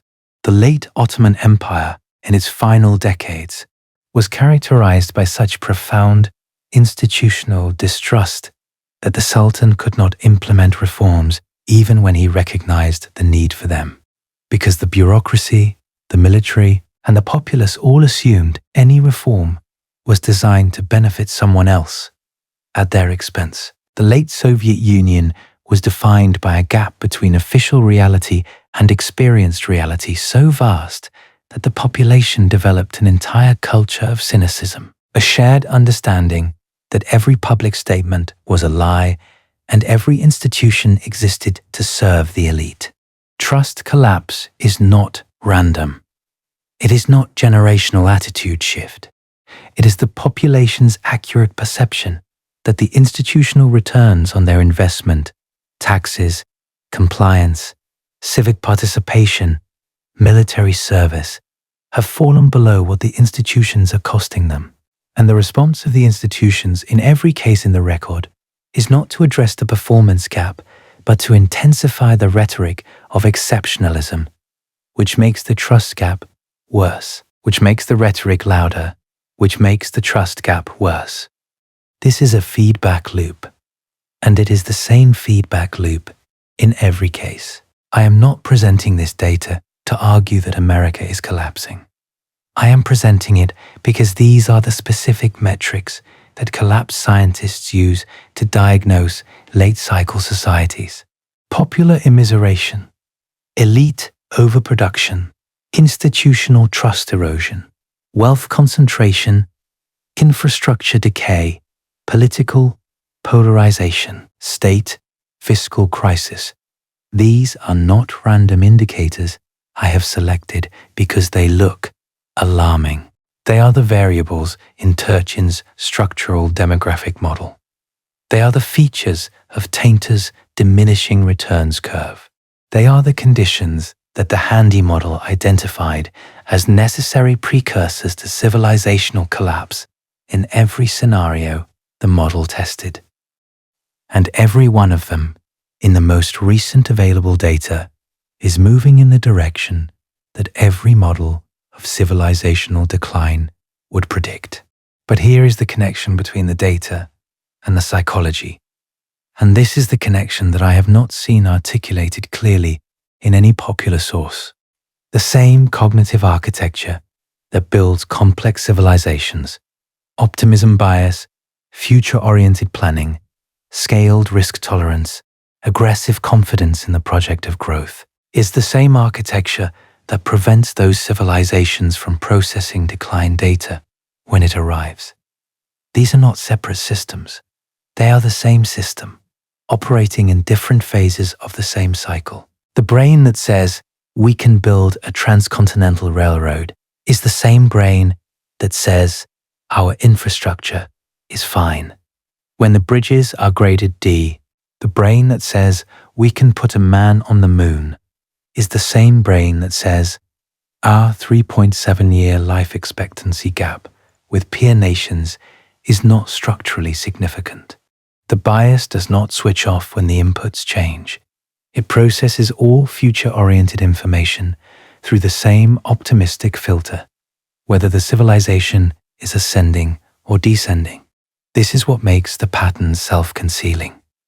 The organ that would need to process the warning signal is the same organ that structurally cannot process it. And this brings us to the deepest layer, the one I have been circling for this entire video, and that I need to land now. Because once you see it, you do not get to unsee it. Remember the question from the beginning. If every civilization that collapsed believed it was the exception, what does that belief tell you? The answer is not that the belief was wrong, although it was. The answer is that the belief was structurally necessary. Optimism bias is not a side effect of civilization. It is a prerequisite. The civilizations that lacked it, that were too cautious, too pessimistic, too accurate in their assessment of risk, never scaled. They never built cities, trade networks, legal codes, or scientific institutions. They never produced the surplus complexity that defines what we mean when we say civilization. The civilizations that scaled were the ones populated by brains that systematically overestimated the probability of success and systematically underestimated the probability of failure. That is what got them off the ground. That is what drove the expansion. That is what created the complexity. And that same cognitive feature is what prevents them from seeing the point where the complexity turns against them. The lens that builds the world is the same lens that distorts the view of the world. There is no version of the human brain that both builds complex societies and accurately perceives their trajectory in real time. Those two capabilities are, at the neurological level, mutually exclusive, which means the pattern is not merely consistent, it is structurally self-concealing. A civilization in the ascending phase has optimism bias, because optimism bias is what put it in the ascending phase. A civilization in the descending phase has optimism bias, because it is the same civilization, populated by the same brains, running the same cognitive software. The software does not update when the cycle turns. It cannot. It was not designed to. It was designed to build, and it builds until the building collapses. And then it builds again. The Handy model confirms this from a completely different direction. The paper, published in Ecological Economics Volume 101, May 2014, by Mota Sharot, Rivas, and Kalnay, partially funded by NASA, found that under conditions closely reflecting modern realities, collapse is difficult to avoid. The scenarios that lead to collapse all share two features: resource depletion and inequality. The elites consume disproportionately. The commoners are immiserated. Technological improvements increase resource extraction efficiency, but the gains are captured by the elites, which accelerates inequality, which accelerates the divergence that drives collapse. The model's authors wrote, "The fall of the Roman Empire and the equally, if not more advanced Han, Mauryan, and Gupta empires, as well as so many advanced Mesopotamian empires, are all testimony to the fact that advanced, sophisticated, complex, and creative civilizations can be both fragile and impermanent." I want to be fair about the Handy model. Mota Sharot and Kalnay pushed back against media coverage that overstated their findings. They described their work as a thought experiment model, a stylized exploration of dynamics, not a direct forecast for any specific civilization. This is appropriate scientific caution, and I respect it. But the dynamics the model describes are the same dynamics that every other model in this field has independently identified, and the qualitative conclusions are consistent with the full historical record. I want to stay with Ibn Khaldun for a moment longer, because his biography contains something that makes his analysis credible in a way that no modern academic's analysis can match. He was not studying collapse from the safety of a tenured position. He was surviving it. In 1348, when Ibn Khaldun was 16, the Black Death arrived in Tunis. It killed both his parents and several of his teachers. Think about that. At 16, the boy who would grow up to be the first person to systematically analyze civilizational decline had his own civilization collapse around him in the form of a pandemic that killed perhaps 30 to 50% of the population of the Mediterranean world. He went on to serve multiple rulers across North Africa, losing favor and gaining favor, imprisoned at least once, betrayed by allies, forced to flee cities ahead of political upheaval. When he retreated to the Salama fort in 1377, he was not on sabbatical. He was in exile, escaping the consequences of yet another political realignment that had left him on the losing side. He wrote the Muqaddimah in 4 years in conditions of physical isolation, with limited access to libraries. The work was produced not by a scholar comfortably surveying the past, but by a survivor trying to make sense of the wreckage of his own experience. And what he saw 6 centuries before Tainter or Turchin was that decline is structural rather than moral. This matters because the default explanation for civilizational decline in every civilization, in every era, is moral. Rome fell because Romans became decadent. The Ottomans declined because they grew soft. The Soviet Union collapsed because communism was spiritually bankrupt. These explanations are satisfying precisely because they locate the problem in human character, which implies that the solution is better character. If civilizations fail because people become lazy or corrupt, then a civilization populated by disciplined, virtuous people should be immune.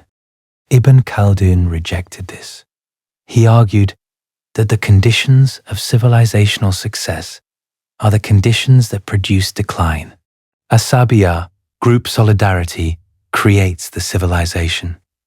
But the wealth and comfort that the civilization produces dissolve asabiya, not because people are weak, because the environment that forges solidarity, shared hardship, and common purpose is replaced by the environment that dissolves it, individual luxury and competitive self-interest. The transition is automatic, it is structural, and it requires no moral failure on the part of any individual. Good people, smart people, virtuous people preside over decline because the decline is built into the structure of success itself. This is what makes the pattern so difficult to confront. It is not a story about bad leaders or corrupt institutions or lazy populations. It is a story about a structural dynamic that operates independently of individual virtue. Tainter formalized this as diminishing returns on complexity. Turchin formalized it as the interaction of immiseration, elite overproduction, and fiscal crisis. Sharot found the neurological substrate in the optimism bias of the rostral anterior cingulate cortex.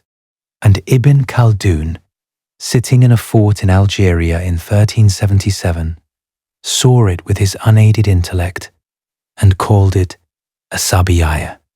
I want to bring in one more voice because it is important to understand that this pattern was not discovered in the 20th century. It was first identified 600 years before Turchin was born by a man whose life story reads like the cycle compressed into a single biography. Ibn Khaldun was born in Tunis on May 27, 1332. He came from a family of Andalusian aristocrats who had fled Spain during the Reconquista. He served as a diplomat, a judge, and an advisor to multiple rulers across North Africa, Andalusia, and the Middle East. He lived through the Black Death, which killed perhaps a third of the population of North Africa. He negotiated personally with Timur the Conqueror outside the walls of Damascus in 1401, a meeting that reads like a scene from a novel.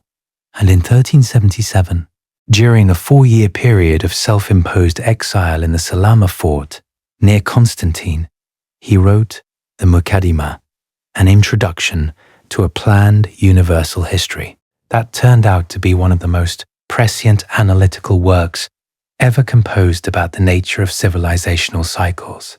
Ibn Khaldun's central concept was asabiyya. The word does not translate cleanly into English, but it means something like group solidarity, social cohesion, the felt sense of shared identity and mutual obligation that binds a group into a unit capable of collective action. Asabiyya is what makes a group of individuals into a people. It is what enables them to cooperate on scales large enough to build and maintain a civilization. His cycle runs roughly 4 generations, about 100 to 120 years. The first generation builds the civilization through shared hardship. Their asabiyya is forged in struggle and sacrifice. The second generation consolidates. They benefit from the system their parents built, but still remember the cost of building it. The third generation coasts. They inherit wealth and power they did not earn. Luxury replaces discipline. Individual interest replaces collective purpose. The fourth generation presides over decline. The elite are detached from the population. The population has lost faith in the elite. Asabiyya has dissolved. A new group, one that still has its solidarity intact, one that is still cohesive and hungry, rises and displaces the old. Ibn Khaldun did not have functional MRI technology. He did not have Lotka-Volterra equations or access to the Federal Reserve's distributional financial accounts. He had his eyes, his extraordinary intellect, and the sobering advantage of having personally survived the cycle he was describing. He watched dynasties rise and fall across North Africa in real time. He survived plague, he negotiated with conquerors, and he saw, with clarity that has not been surpassed in 6 centuries, the thing that Tainter formalized, that Turchin quantified, that Sharot found, encoded in the neural architecture of the brain. The pattern is real. It has been identified independently by scholars working in different centuries, on different continents, using different methods. It has been modeled mathematically. It has been tested against quantitative data from dozens of civilizations. A prediction based on the pattern was published in Nature and subsequently confirmed. The cognitive mechanism that makes the pattern invisible from inside has been identified at the neurological level. There is one more parallel between the historical record and the present that I need to draw explicitly, because it is the one that I keep coming back to in the small hours of the morning when the optimism bias is at its weakest. In the late Roman Republic, in the decades before Caesar crossed the Rubicon, there was a phenomenon that modern historians call the crisis of the Republic.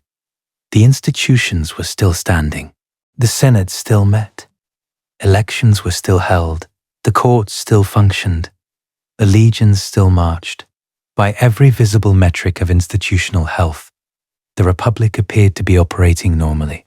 But underneath the surface, the institutional norms that made the Republic work, the unwritten rules, the traditions, the mutual restraints that the Roman political class had observed for centuries, were dissolving.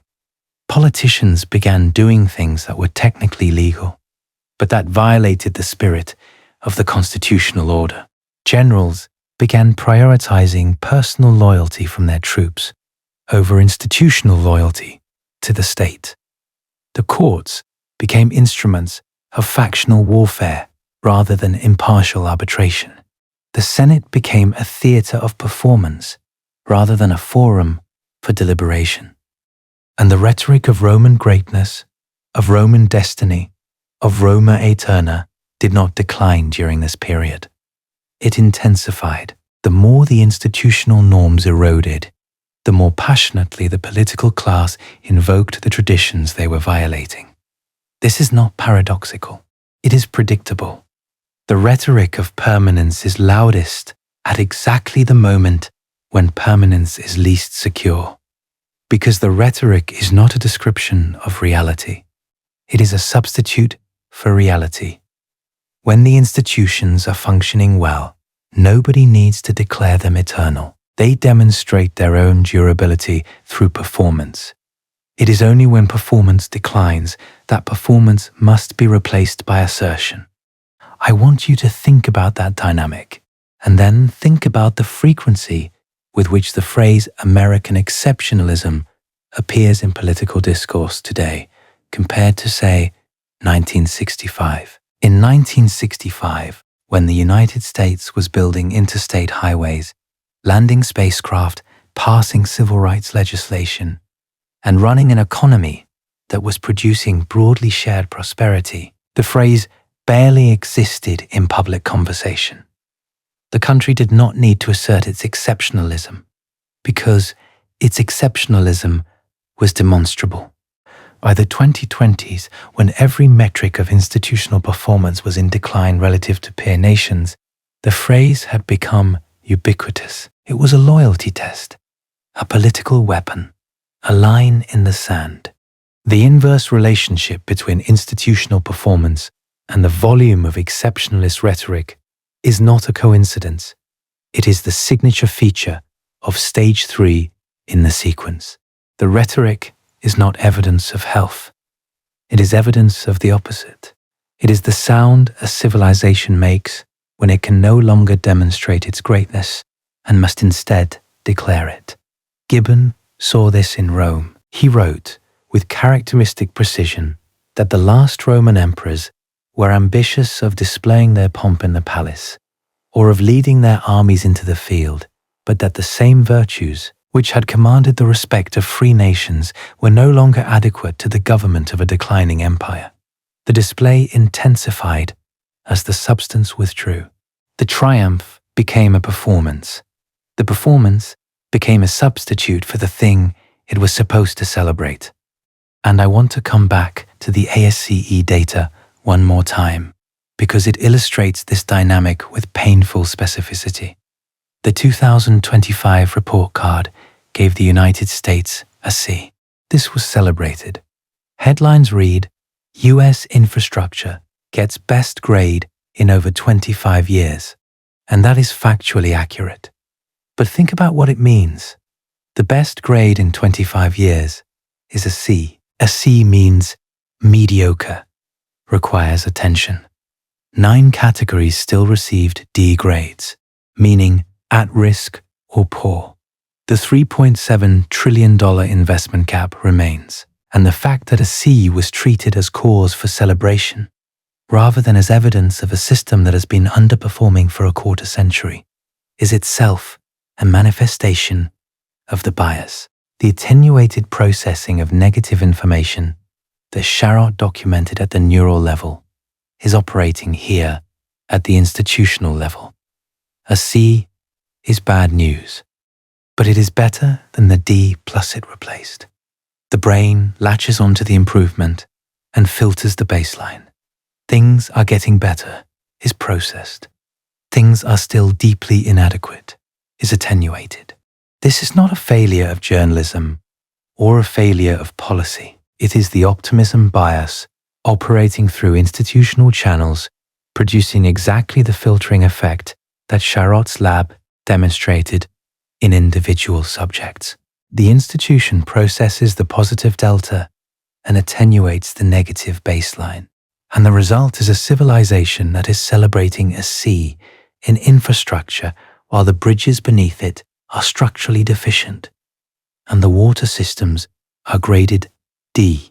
I mentioned earlier that the Edelman Trust Barometer found 7 in 10 people globally believe their leaders intentionally mislead them. That finding is usually reported as evidence of a crisis of trust, and it is. But it is also evidence of something else. It is evidence that the population, at some level, can feel the gap between rhetoric and reality. The trust collapse is not irrational.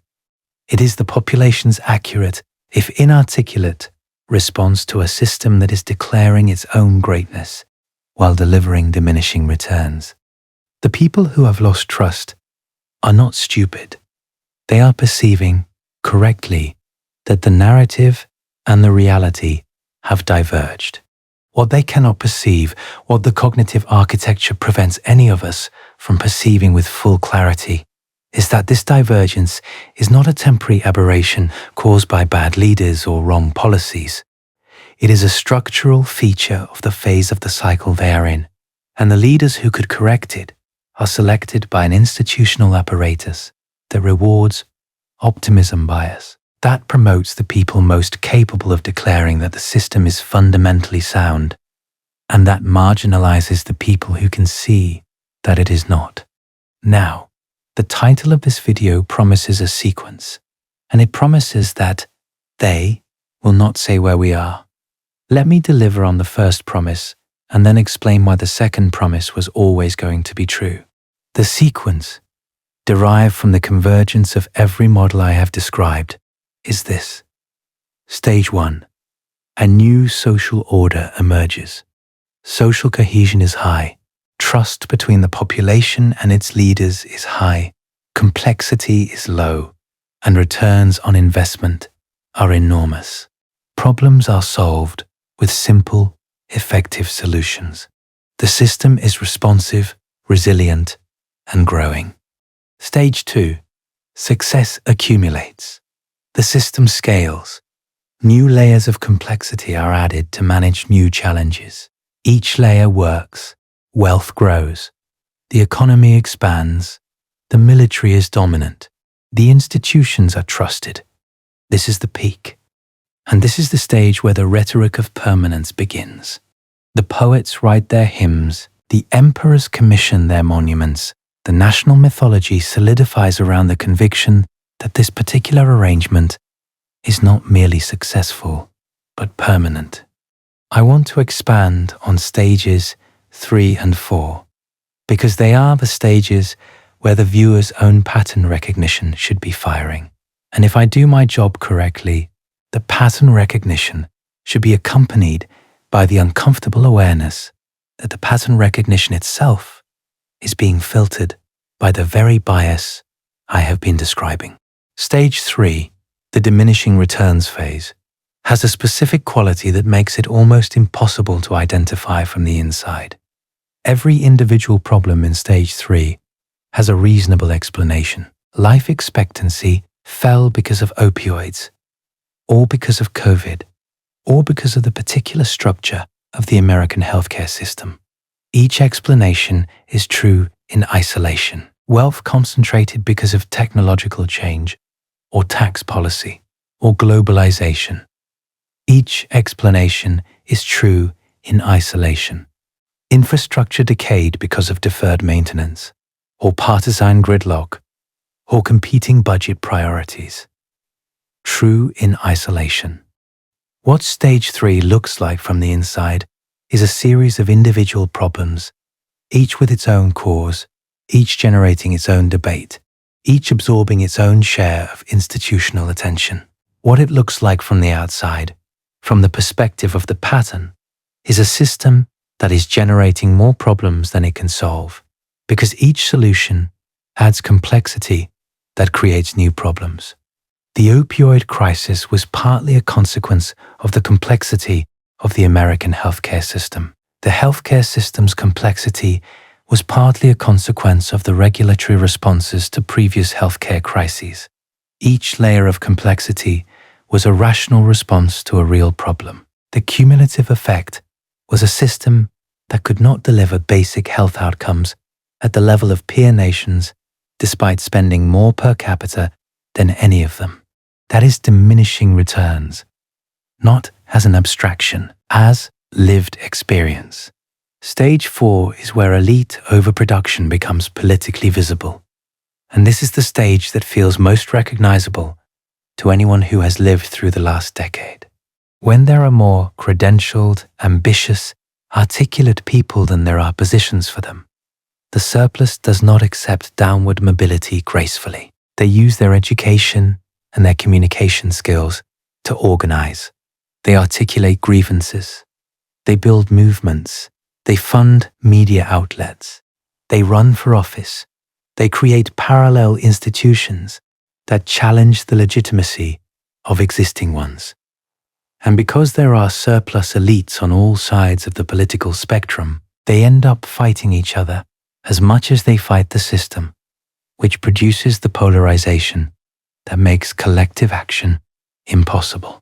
Turchin identified this dynamic in the Roman Republic, where the proliferation of senatorial families competing for a fixed number of magistracies produced the political violence of the 1st century BC. He found it in the English Civil War, where surplus gentry organized parliamentary resistance. He found it in France, where frustrated minor aristocrats and surplus lawyers provided the intellectual leadership of the revolution. The specific form varies. The underlying dynamic does not, and in each case the response of the existing elite to the crisis was the same. They intensified their claims to legitimacy. They doubled down on the institutional mythology. They declared, with increasing volume and decreasing evidence, that the system was strong, that the challenges were temporary, that the civilization was exceptional. The louder the declaration, the later the stage. Stage 3. Returns on complexity begin to diminish. Each new institution, regulation, or program costs more and delivers less. Wealth concentrates as the elite capture a growing share of the surplus. Popular living standards stagnate or decline relative to expectations. Trust in institutions erodes. A gap opens between the official narrative and lived experience. The official narrative says the system is strong. The lived experience says the system is not working for ordinary people. This gap widens. The rhetoric of exceptionalism does not diminish as the gap grows. It intensifies. The louder the data contradicts the story, the louder the story is told. Stage 4. Elite overproduction reaches critical mass. The surplus of educated, ambitious people without adequate elite positions generates organized opposition. Political polarization spikes. The center hollows out. Government's ability to function degrades because the social trust required for governance has evaporated. Fiscal crisis deepens as elites resist taxation while costs mount. The system is now spending more energy managing its own internal contradictions than on any productive activity. Stage 5. A shock arrives, not necessarily a large one, just one that exceeds the capacity of a system that has been hollowed out by decades of diminishing returns and rising internal friction. Involuntary simplification begins. That is the sequence. And I need to be honest about what comes next, because the instinct you are feeling right now, the instinct to ask, so where are we, is exactly the instinct that the pattern predicts you would feel, and exactly the instinct that the pattern relies on you not following to its conclusion. Nobody in a position of institutional authority will map the current trajectory onto the sequence and specify the stage. This is not because the mapping is difficult. The mapping is trivially easy. Any undergraduate with access to the Federal Reserve website, the Pew Research Center archives, the ASCE report card, and a copy of Turchin's Ages of Discord could do it in an afternoon. The mapping is not done, because doing it would require the kind of civilizational self-awareness that the optimism bias operating at the institutional level exactly as it operates at the individual level structurally prevents. The data is public. All of it. Pew publishes the trust numbers. The Fed publishes the wealth distribution. The ASCE publishes the infrastructure grades. The KFF publishes the life expectancy comparisons. The CBO publishes the fiscal projections. Each institution reports its own metrics clearly and professionally. No institution connects the metrics to the pattern, because connecting them would require saying something that the cognitive architecture of the people running these institutions is designed at the neurological level to prevent them from saying. I said earlier that the title promises they will not say where we are, and I want to spend a moment on the word they, because it is doing more work than it appears. They is not a conspiracy. They is not a cabal of elites suppressing information. They is the entirely predictable output of a cognitive architecture operating at institutional scale. Every economist at the Federal Reserve can see the wealth concentration data. Every engineer at the ASCE can see the infrastructure grades. Every demographer at the CDC can see the life expectancy gap. Every political scientist at Pew can see the trust collapse. Each of them reports their findings clearly.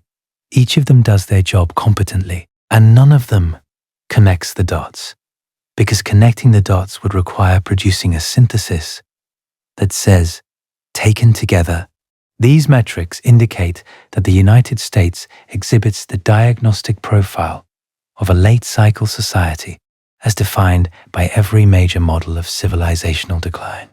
That sentence is factual. It is supportable. Every data point in it is drawn from the institutions themselves, and no institutional actor will produce it, because producing it would require overriding the optimism bias that operates not only in their individual brains, but in the institutional culture that employs them, the media environment that reports on them, and the political system that funds them. The historian at the university who studies Roman collapse can see the parallels, but writing an op-ed that draws an explicit comparison between Roman wealth concentration and American wealth concentration would be career-threatening in most departments. Not because the comparison is wrong, because it violates the implicit institutional norm that says we study the past and we study the present, but we do not connect them, because connecting them would produce implications that the institution is not prepared to endorse. The economists at the Federal Reserve can see that interest payments have surpassed defense spending, but writing a memo that frames this in the context of Tainter's diminishing returns curve would be dismissed as outside their mandate. Economists study economics. They do not study collapse. The psychologist who studies optimism bias can see that the bias operates at institutional scale, but writing a paper that applies optimism bias theory to the specific question of American exceptionalism would require them to step outside the comfort zone of individual-level cognitive science and into the politically charged territory of civilizational analysis. The compartmentalization is not deliberate. It is structural. Each discipline studies its own variables. No discipline is rewarded for synthesizing across disciplines. The synthesis would require exactly the kind of cross-domain integration that modern academia, with its hyperspecialization and its incentive structure built around narrow expertise, is structurally unable to produce. And so the data sits in its separate databases and its separate journals and its separate institutions, each piece clearly visible, the whole picture invisible, not because anyone is hiding it, but because the organism capable of assembling it is the same organism that structurally cannot process what the assembled picture shows. And the deepest implication, the one I have been building toward this entire time, the one that I still do not fully know how to sit with, is that this is not a failure. It is not incompetence. It is not corruption. It is not conspiracy. It is the operating system doing what it was designed to do. Optimism bias builds civilizations. Optimism bias conceals decline. These are not two separate functions. They are the same function viewed from different points in the cycle.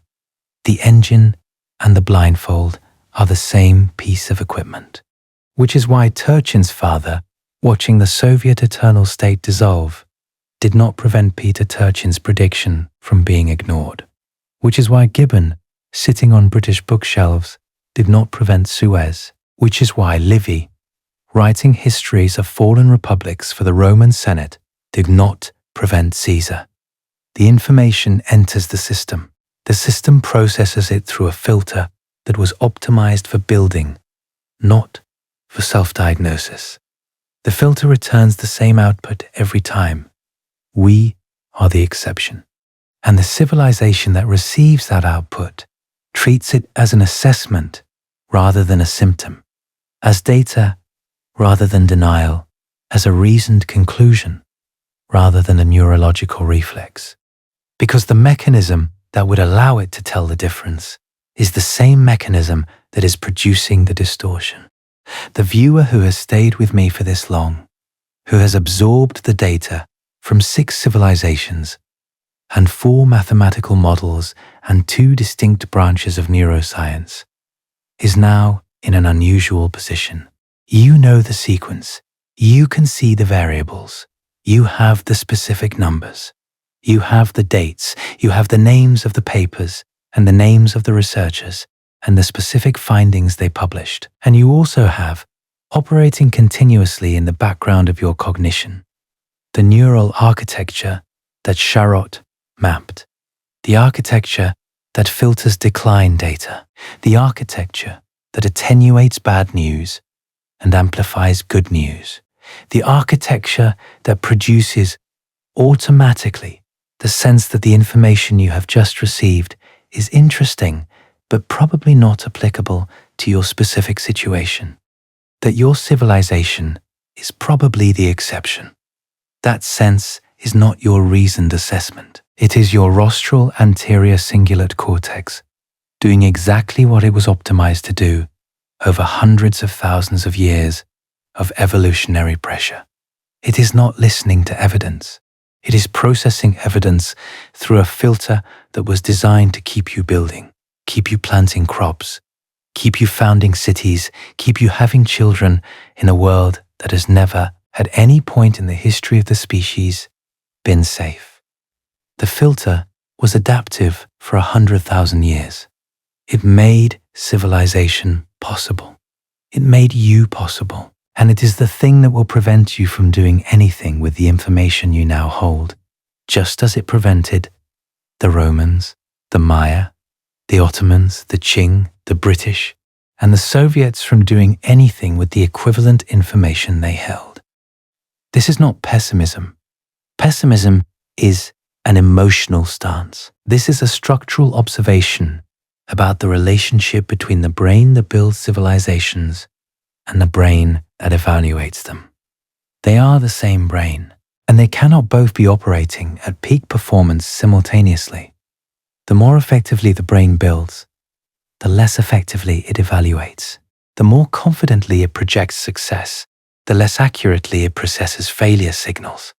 The more aggressively it pursues growth, the more thoroughly it filters indicators of decline. You are not exempt from this. I am not exempt from this. Turchin is not exempt from this. Kahneman was not exempt from this. The filter is not something you can outthink. It is the thing doing the thinking. The sun set on every empire that said it would not. The eternal states were temporary. The celestial kingdoms were fragile. The inevitable triumphs were not. The pattern has played out across 6,000 years of recorded history, on every inhabited continent, in civilizations that have no contact with each other, producing the same sequence of stages, the same rhetoric of permanence, at the same point in the cycle, the same inability to process the same data, the same outcome. And the pattern does not need you to believe in it. It does not need your awareness. It does not need your cooperation. It does not need your consent. It just needs your optimism. And you have plenty of that. You can feel it right now. That part of your brain constructing the reasons why this time is different. Why this civilization has technology the others lacked. Why this civilization has science. Why this civilization has awareness. Why this civilization is the exception. That impulse is not your analysis. It is your architecture, and it is the last thing the pattern needs from you.